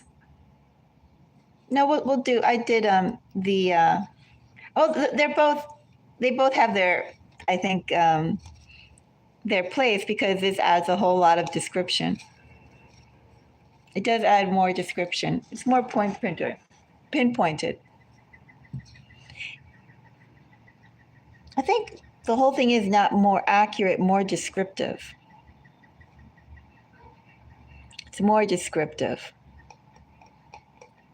But I held off on the moon cards because that could be for another reading. I think moon cards work best.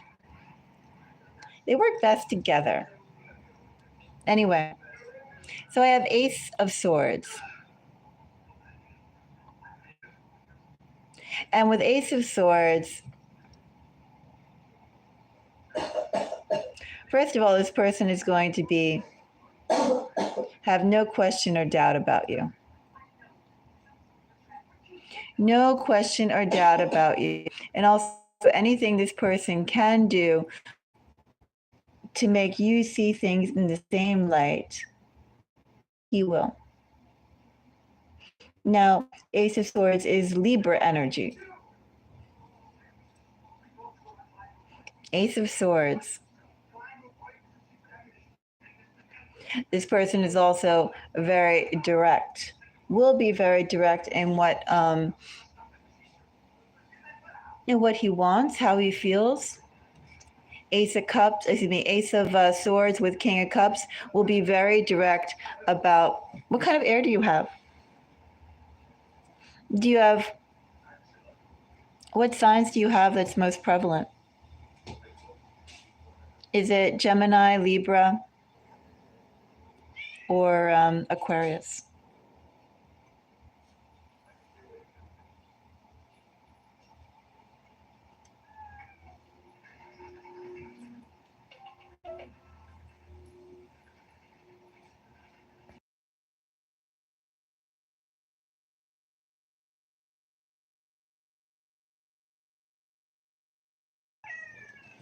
So what I have here with Libra, what I have here with Ace of Swords with that King of Cups, someone who will be very clear and direct about what they want, someone who won't play games, doesn't have the time to play games.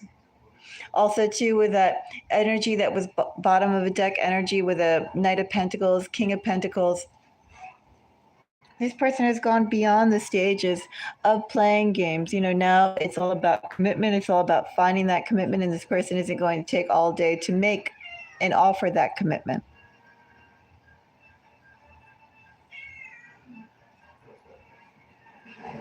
Basically, what I have here with Ace of Swords is also, too, didn't we have that in the initial energy that I got for you earlier, the love offer?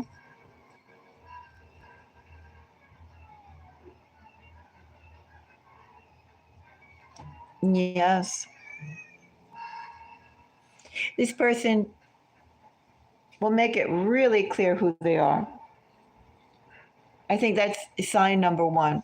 This person will make it very clear who they are, that they're interested in you, and they won't play games. No games. Very direct words, no games.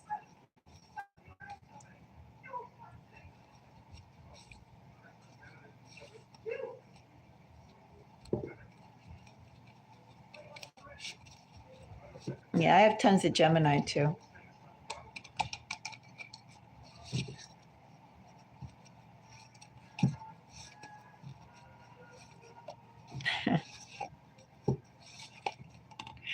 I have strong Libra too. I have pretty much no Aquarius to speak of.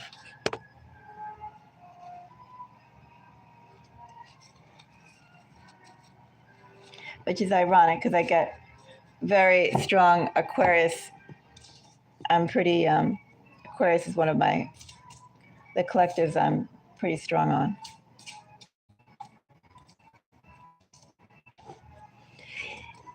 Yes, this person will play game. This person will be very forthcoming. This person will be very direct, and this person is ready to move quickly. Person doesn't believe in taking all day. This person will offer commitment. This person's into commitment. There should be no question. When this person comes, no question. Because, and this isn't too, let me go and say this too, this isn't hot and cold energy. No game playing, no hot, cold energy. In fact, this person could be so forthcoming. You could be there going, like, is this real? Are you playing with me? But it's no joke.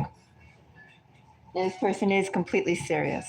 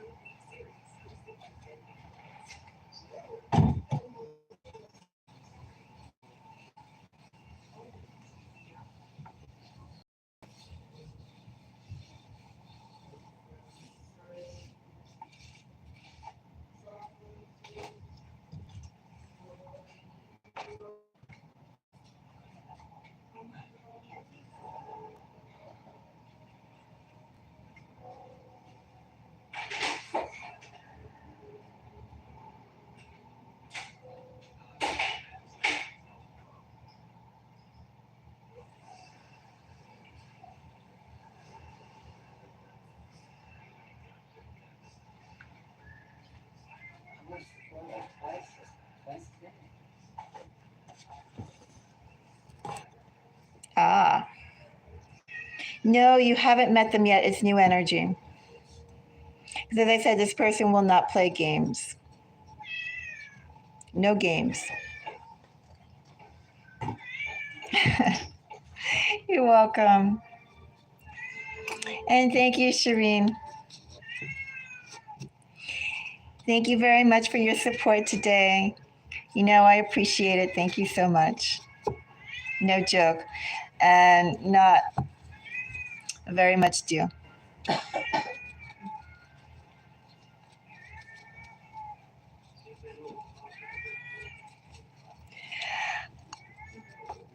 I don't know if he's an older man. If you're interested,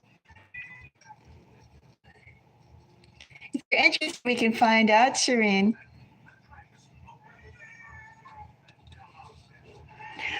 If you want to go and put another donation through,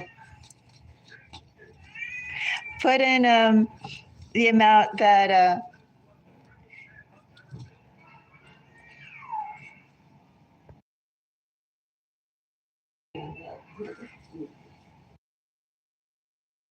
if you put the usual amount, Shireen, I'll give you a nice reading on this guy and we can get some characteristics if you'd like. I'll pull out all my characteristic cards. And I'll also use these. Just because we're curious. I'll use these cards. I have lots of descriptions in these.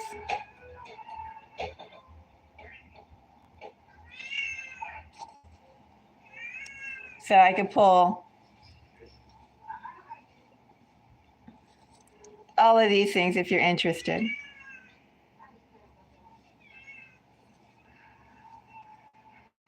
Or when you're ready. I know, I got all the little words. Thank you, Shireen. Same here.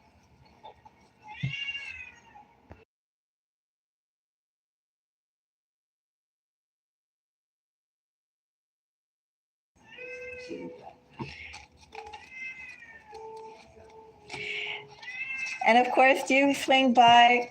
I'll be doing some more collective readings later today. Swing by if you're up. Understood, understood. We'll definitely swing by for the collective readings.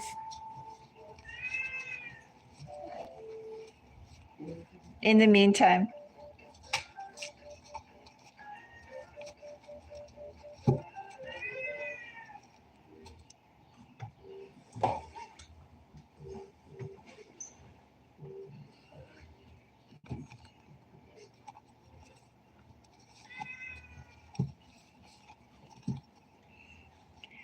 Sounds good.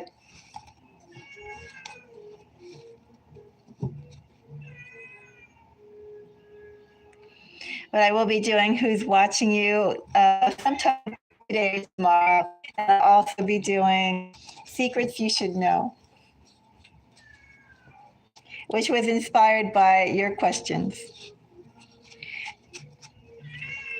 I like the energy of those secrets or secret you should know.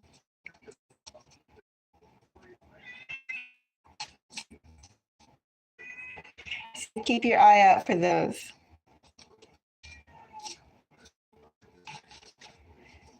And I also will be doing some more aware and beware general messages, but in a little bit.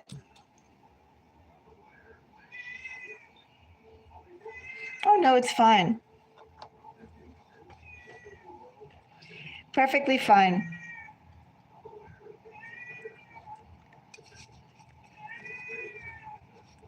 Sounds good.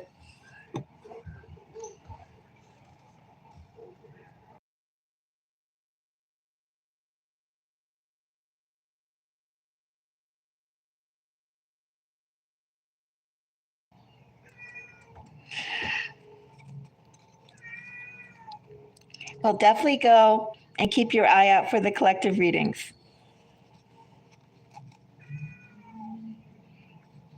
I think the collective readings are just as interesting.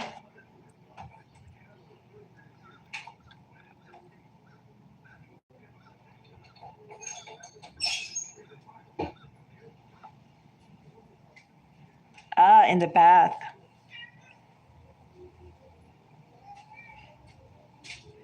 That must be nice.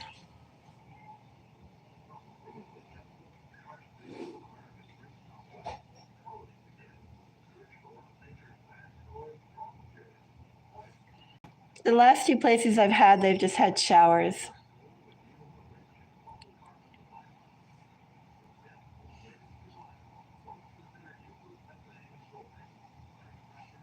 It's like they put in all these shower stalls in the bathrooms.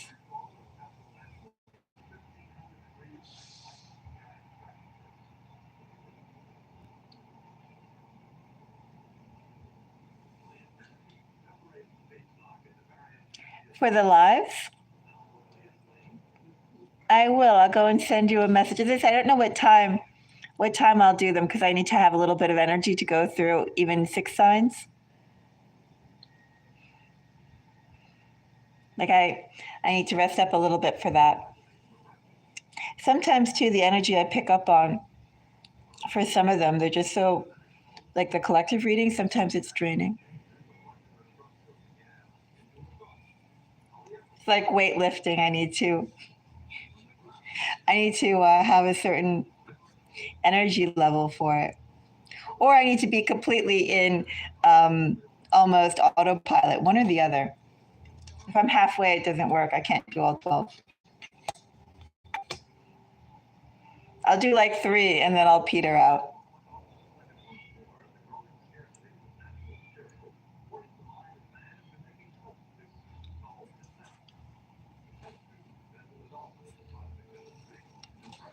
Your body aches?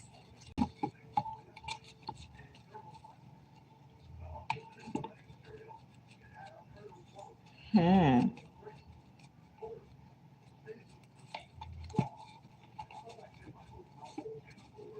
Mm. That is not good.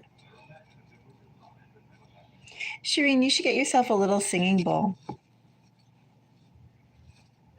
I think singing bowls start at, you could probably find one for like $8 to start. Get yourself a little singing bowl. You see, the thing is with the sound, like the tinctures, for instance, these call. So I don't know if you, unless you want to actually invite, if you wanted to invite spirits, you would use a tincture. But if you want to cleanse and protect, almost in the same way that sage or Palo Santo does, a singing bowl cleanses.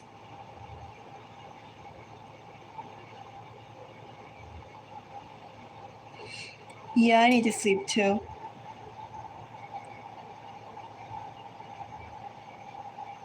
I'm just so happy that right now, like, there's nowhere I really have to be today. And I've been running around like crazy. All this week, I've been running around super crazy.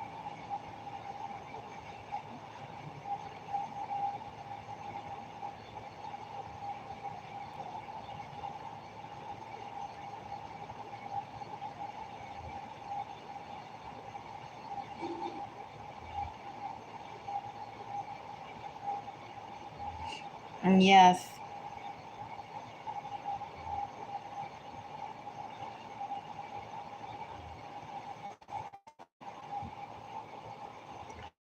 I should think about getting yourself a little singing bowl.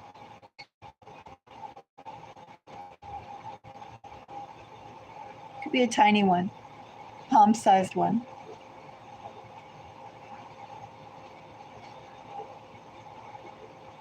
And since you're a water sign, something you could do, Shireen, is you can take a glass of water, and before you drink it, you can go and sound the singing bowl, or put the bowl inside of it. Obviously, it's going to sound different, but you could put the cup of water inside of it, or you could put it on the same platform next to it. Maybe you could put like 4 smaller cups around the singing bowl, sound the singing bowl, and let the vibration charge into the water. Like, in other words, you can charge your water that you drink with a singing bowl.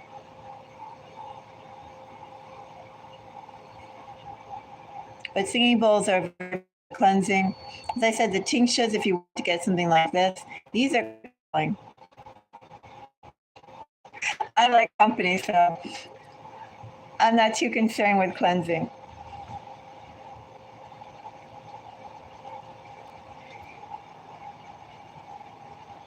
Oh, I am ready to be pampered. I am also ready to pamper myself. I feel like now's not quite the time. When I pamper myself again, I'll let my nails grow long. The last cancer reading I did on my video section was when I had long nails. Something like Butter Up Buttercup.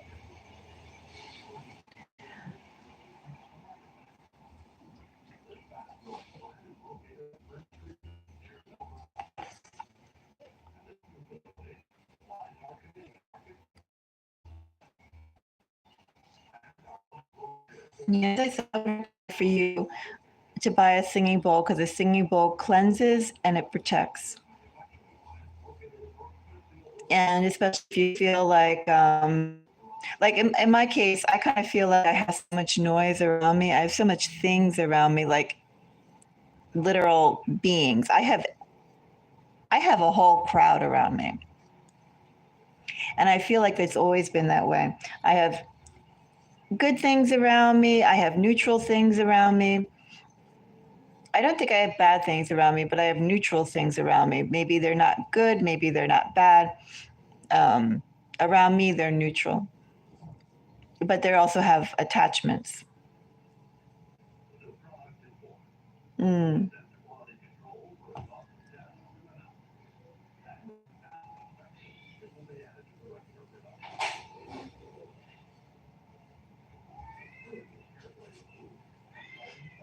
Yeah, I'll keep that in mind.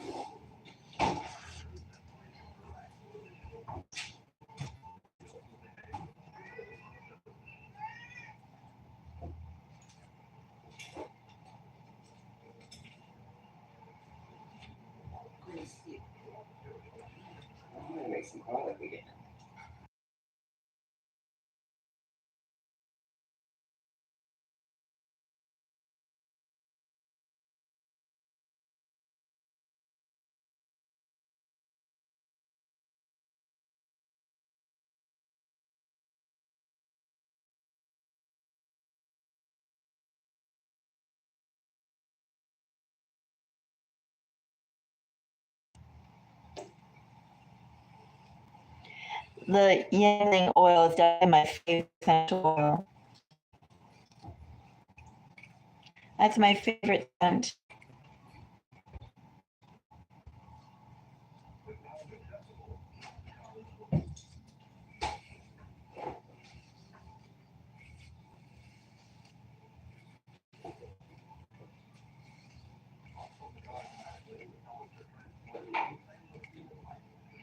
There's this place that I saw on Tuesday.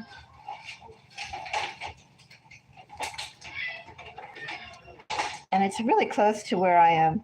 I want to go back there because the grounds are just really lovely.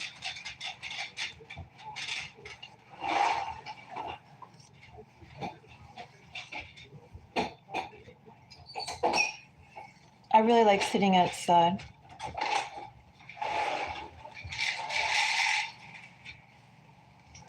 Being around flowers, being around plants.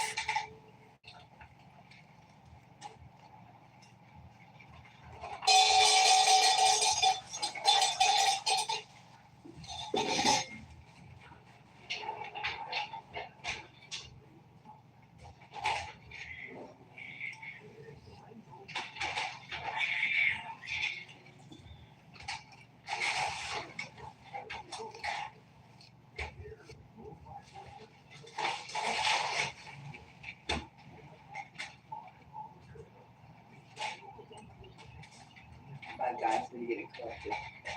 Yeah.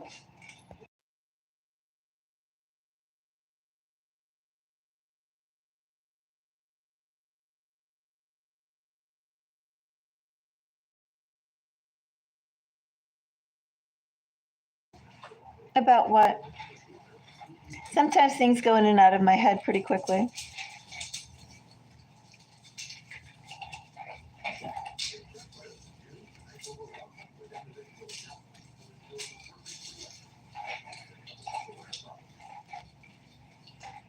Oh, you mop with Florida water.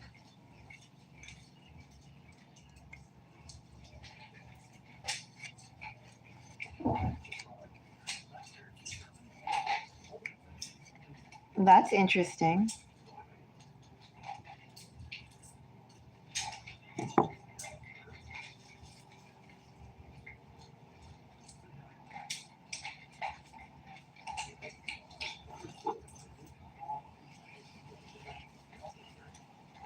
Right now I'm combing my hair and my hair keeps on getting a lot of cat hairs in it.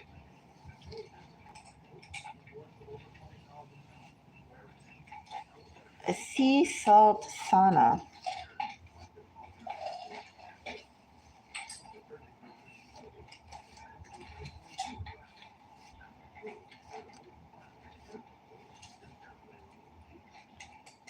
If I have the opportunity, I'll try it.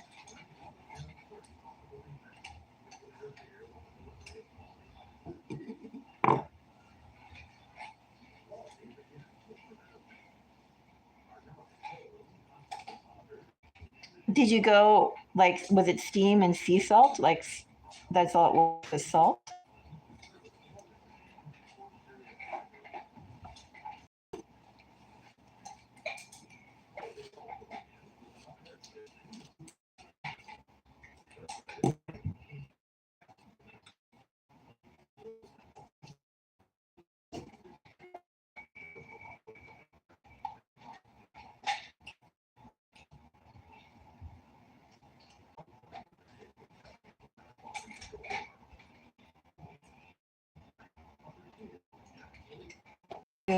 Another aware and beware.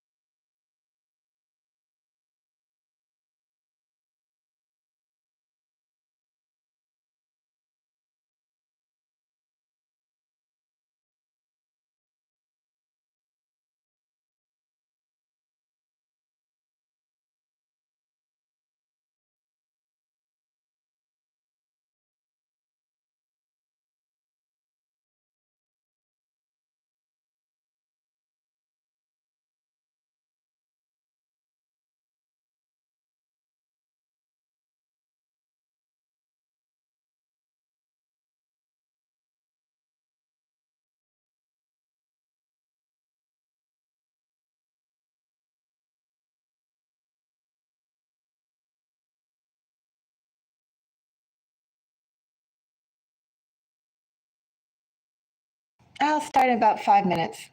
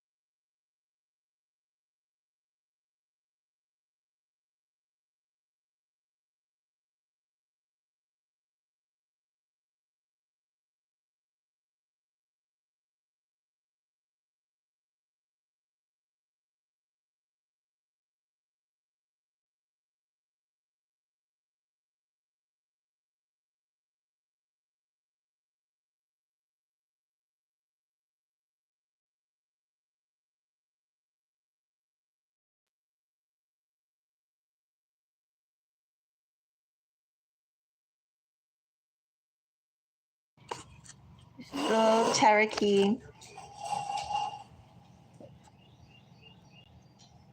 Listening to the birds.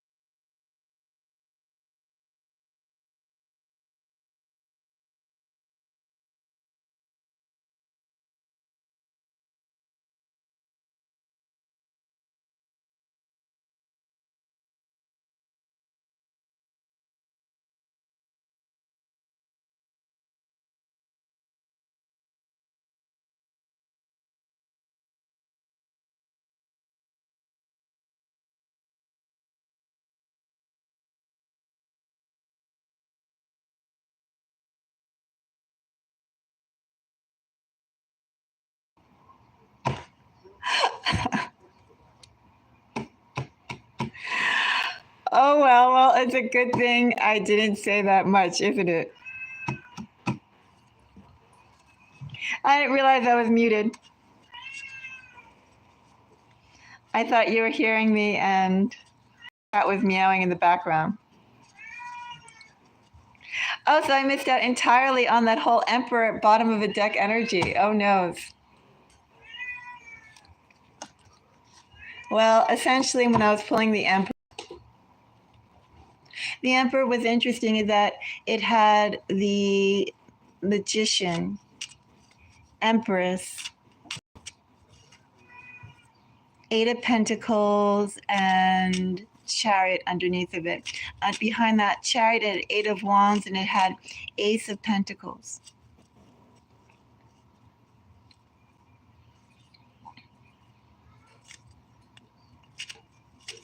Hello, Brian. Funny.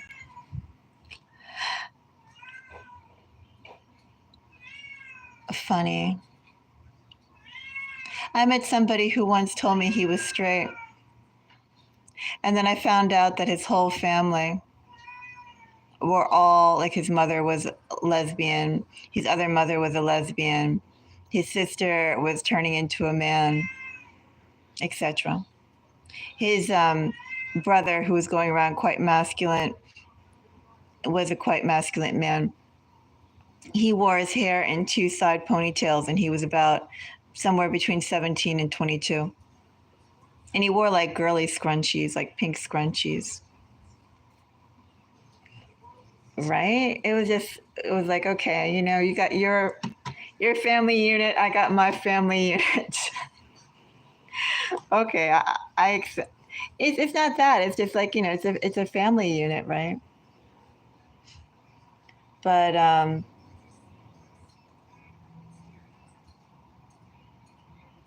yeah, his mother was weird.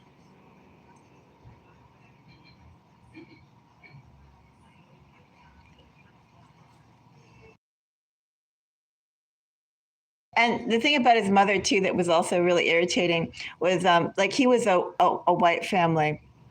They were from the South, like these blondes, and she always had on T-shirts advocating for like African American rights and Black people this and Black people that, and nobody in her family like had any connections to anything like intermarriage or anything like that too. So I thought that was really weird. I mean, maybe like, you know, that guy went and married somebody from another a culture or background or ethnicity, but she was always advocating and then always speaking for Black people, and I thought that was kind of pejorative.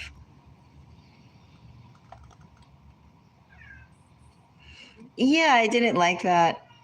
You know, I don't like people who try and speak for others when others are perfectly capable of speaking for themselves.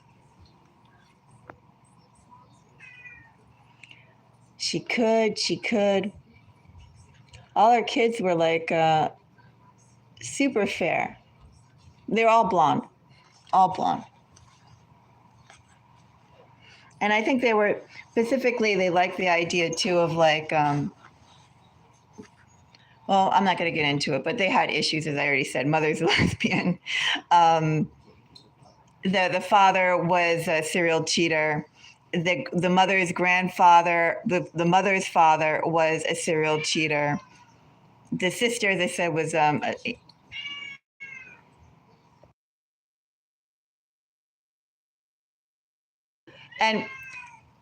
oh, probably. And then the thing was, like, apparently she divorced his father back when he was 10 or 11, but she still was always talking every chance she could about how often he cheated on her and how he turned her gay. I mean, there were just issues, right? And then like his new wife looked like she didn't care if he, I mean, obviously if the father was cheating on his first wife nonstop, do you think he was honestly going to stop cheating with his second wife? The second wife just doesn't care. And then also too, just like some of the attitudes, it was just weird. Anyway, I forgot how we got on this subject.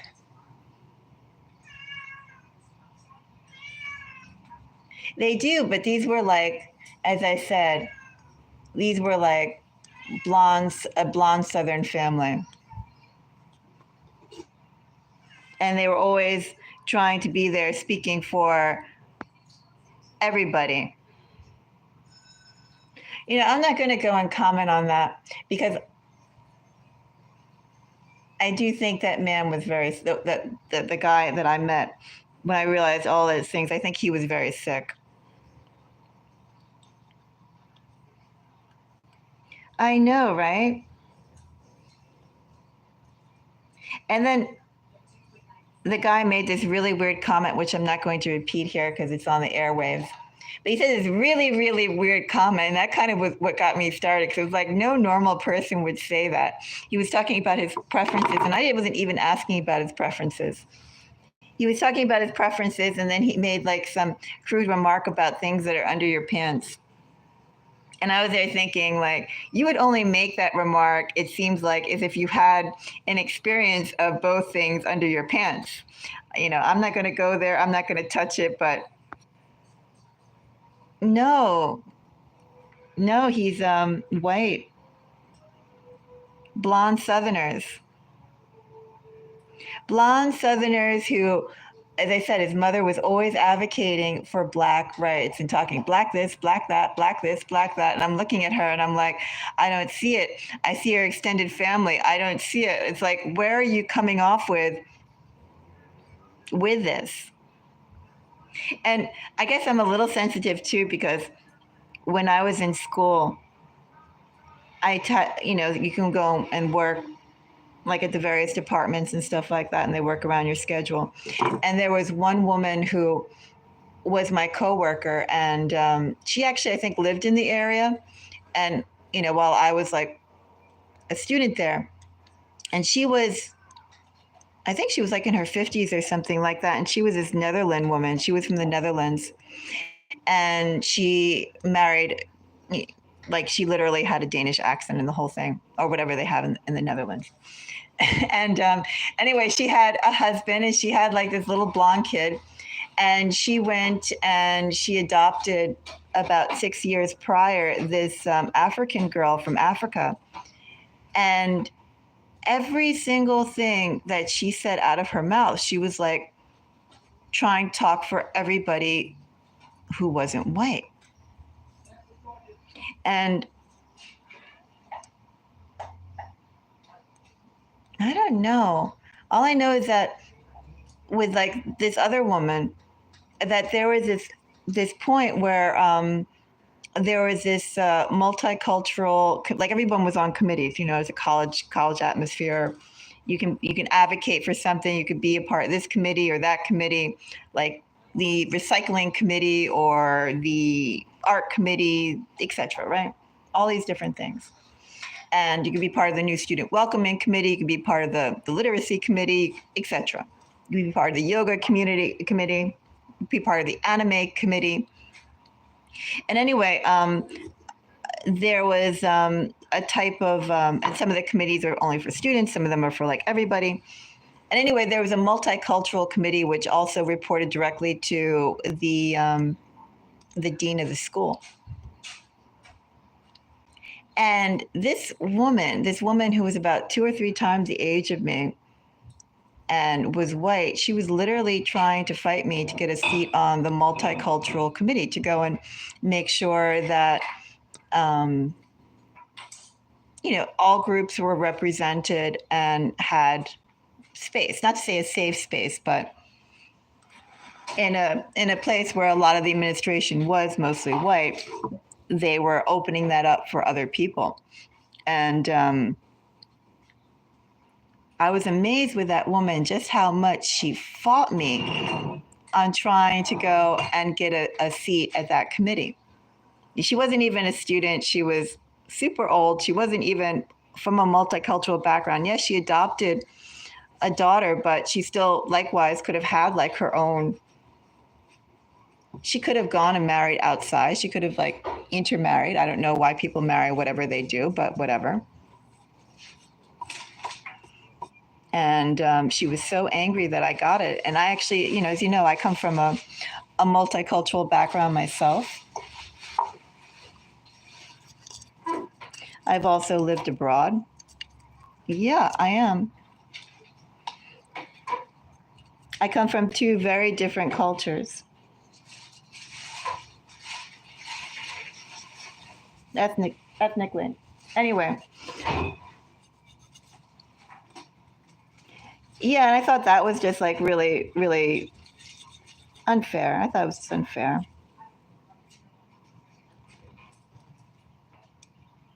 And and I'm just saying that his mother just reminded me of that. She was that same type of woman.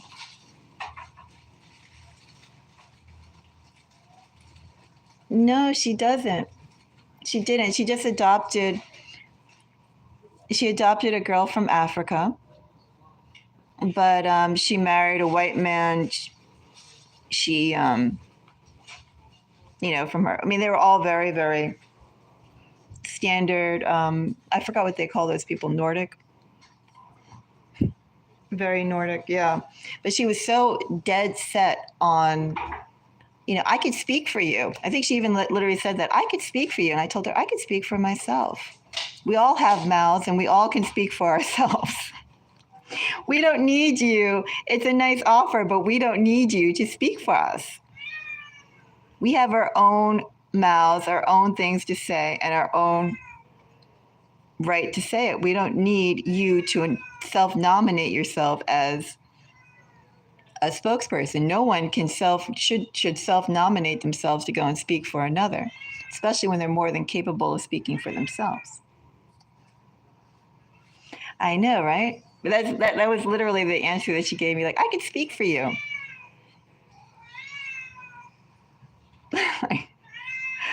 No one needs someone else to speak for you. It's insane.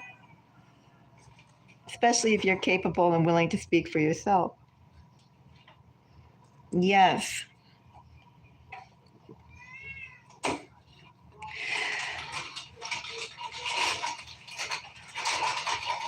I forgot how we got on that subject of weird people. But there's all sorts of weird people out there, weird families. Different family units.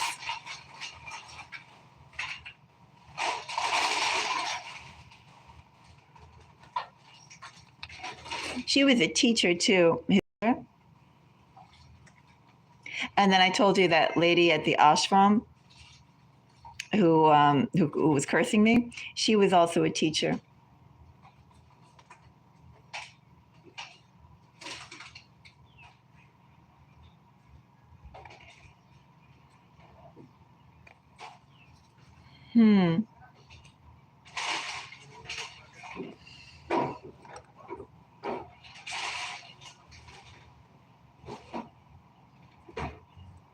There's lots of weird people.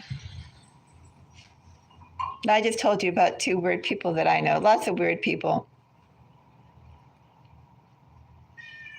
I met some weird people yesterday too.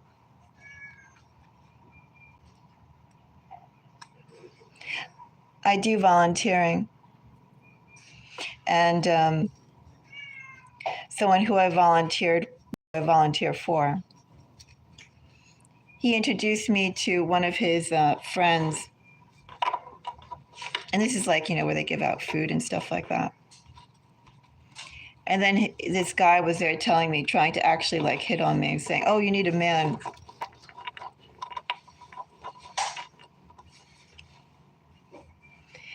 Yes, we do.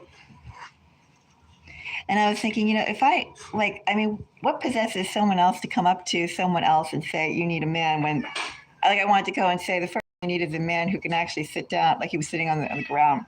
I need a man who I'm actually not like in a chair. Very.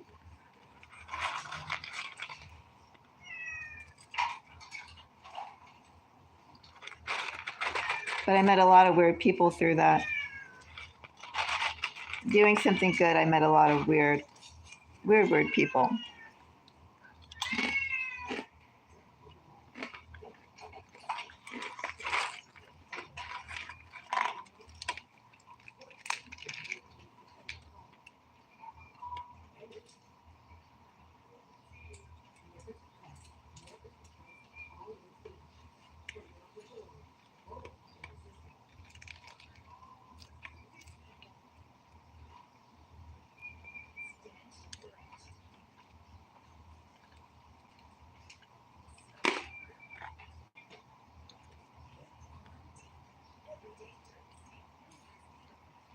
I would definitely be aware of them.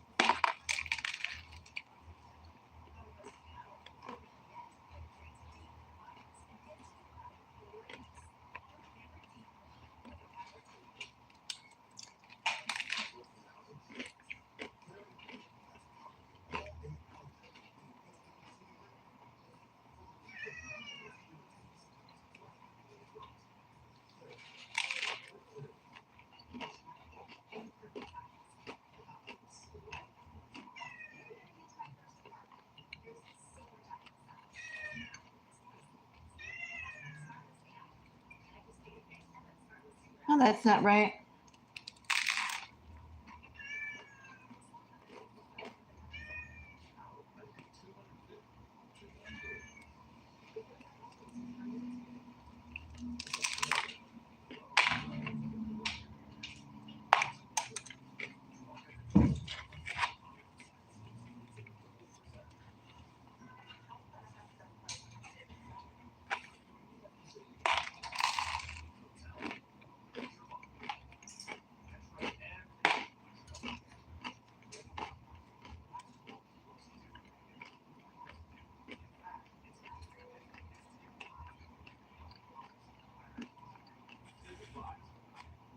Block him.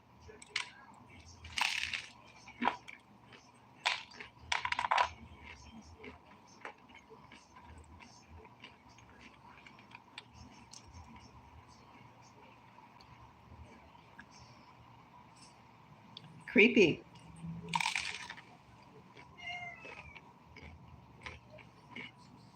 Block him.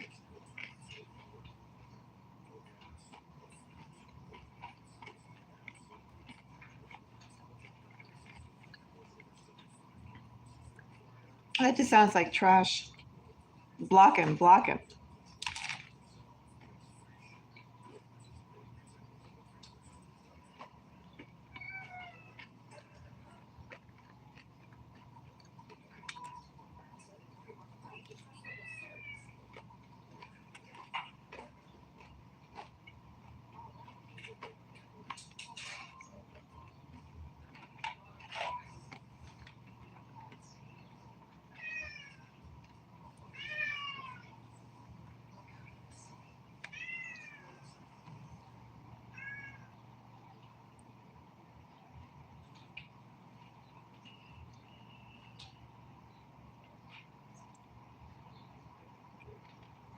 Well, nothing's stopping it from paying you.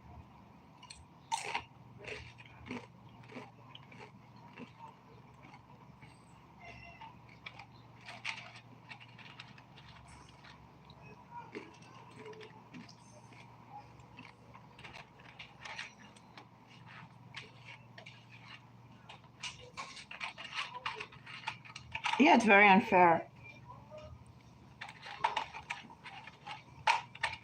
I'm completely on your side. It's very unfair.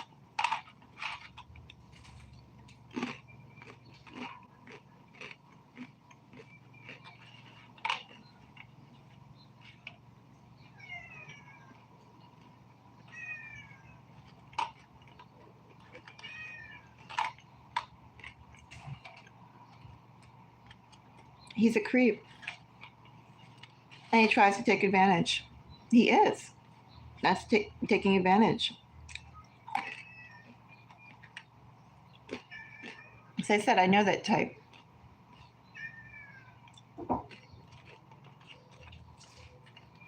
I hope never to meet anybody like that type again, too.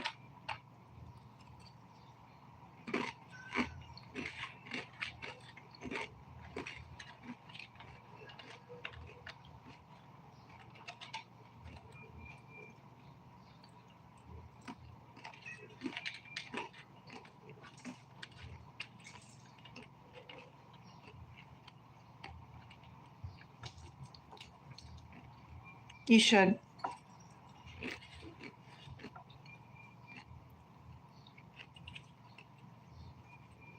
Let him pay you.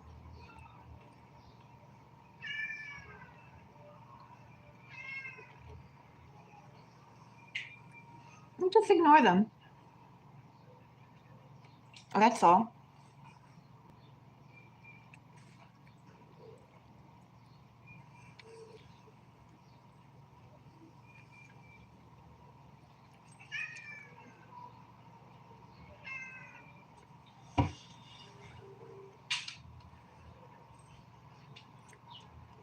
He knows how to pay you. He has your bank details. That's all. leave it. Leave it as that. That person that I said that reminded me of that guy. He paid me 6 months later.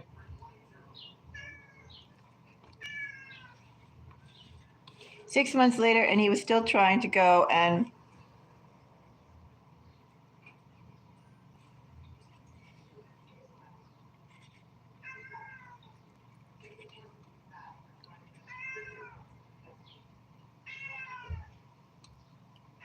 well, I wouldn't trust anybody offering a job like that. He could pay you, and then after, like, right away, or 2 weeks later, or a month later, he could hold up your money when you need it.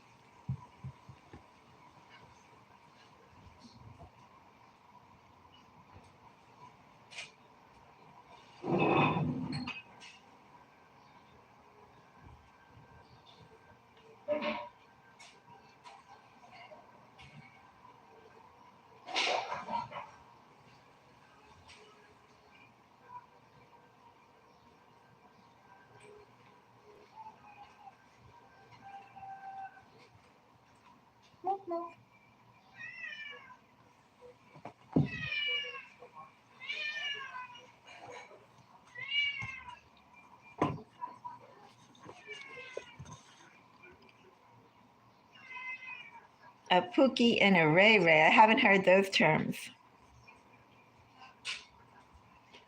I do know dogs are named Pookie.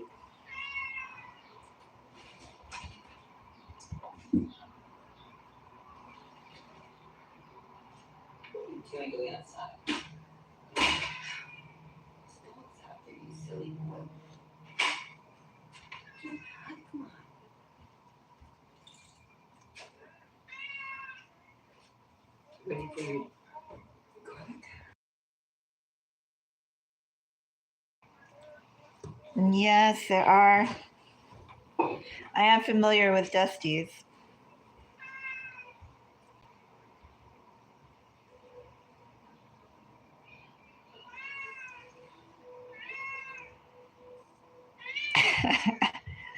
Okay. Now you're joking. You're joking.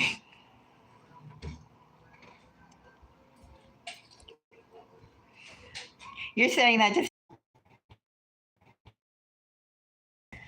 some juice, and taking in more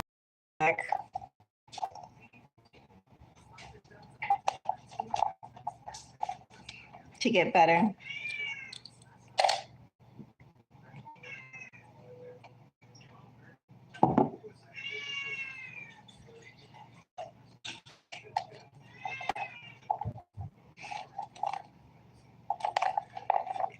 So so rough to eat all that. Very, very rough. Swallow it.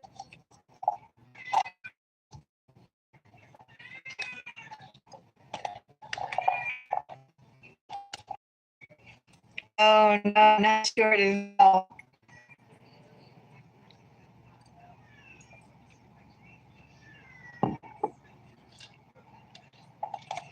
I have no words.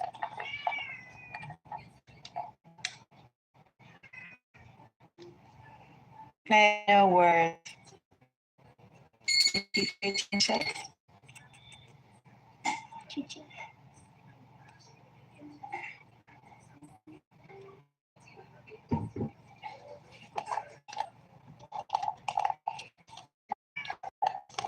Just block him.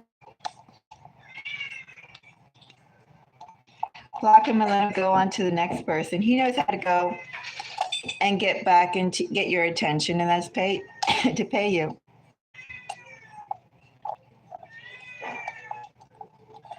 What country is that?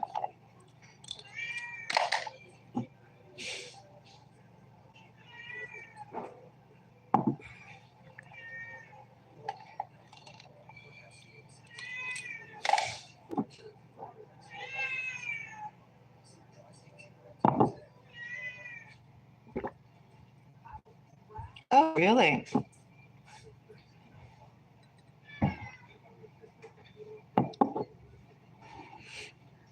Yeah. And the Caribbean is so interesting because there really are so many different types of people there. You have African, you have Caribbean, you have East Asian, you have European, you have indigenous.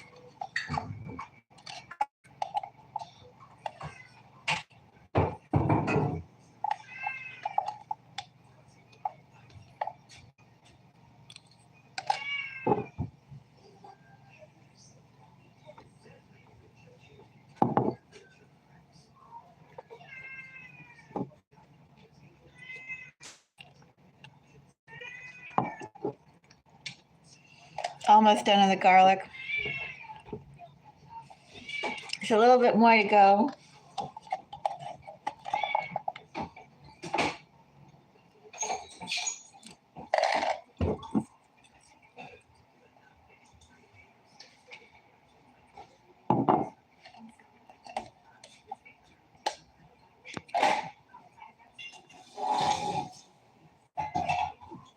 Uh, I lived in Miami, and it's one of the things that always struck me about the different islands of the Caribbean, how they literally have like all these different mixes. This is garlic. That's all it is garlic. My cat wanted to see what I was eating. And he goes, "Oh my God, you're just eating raw, flaky garlic."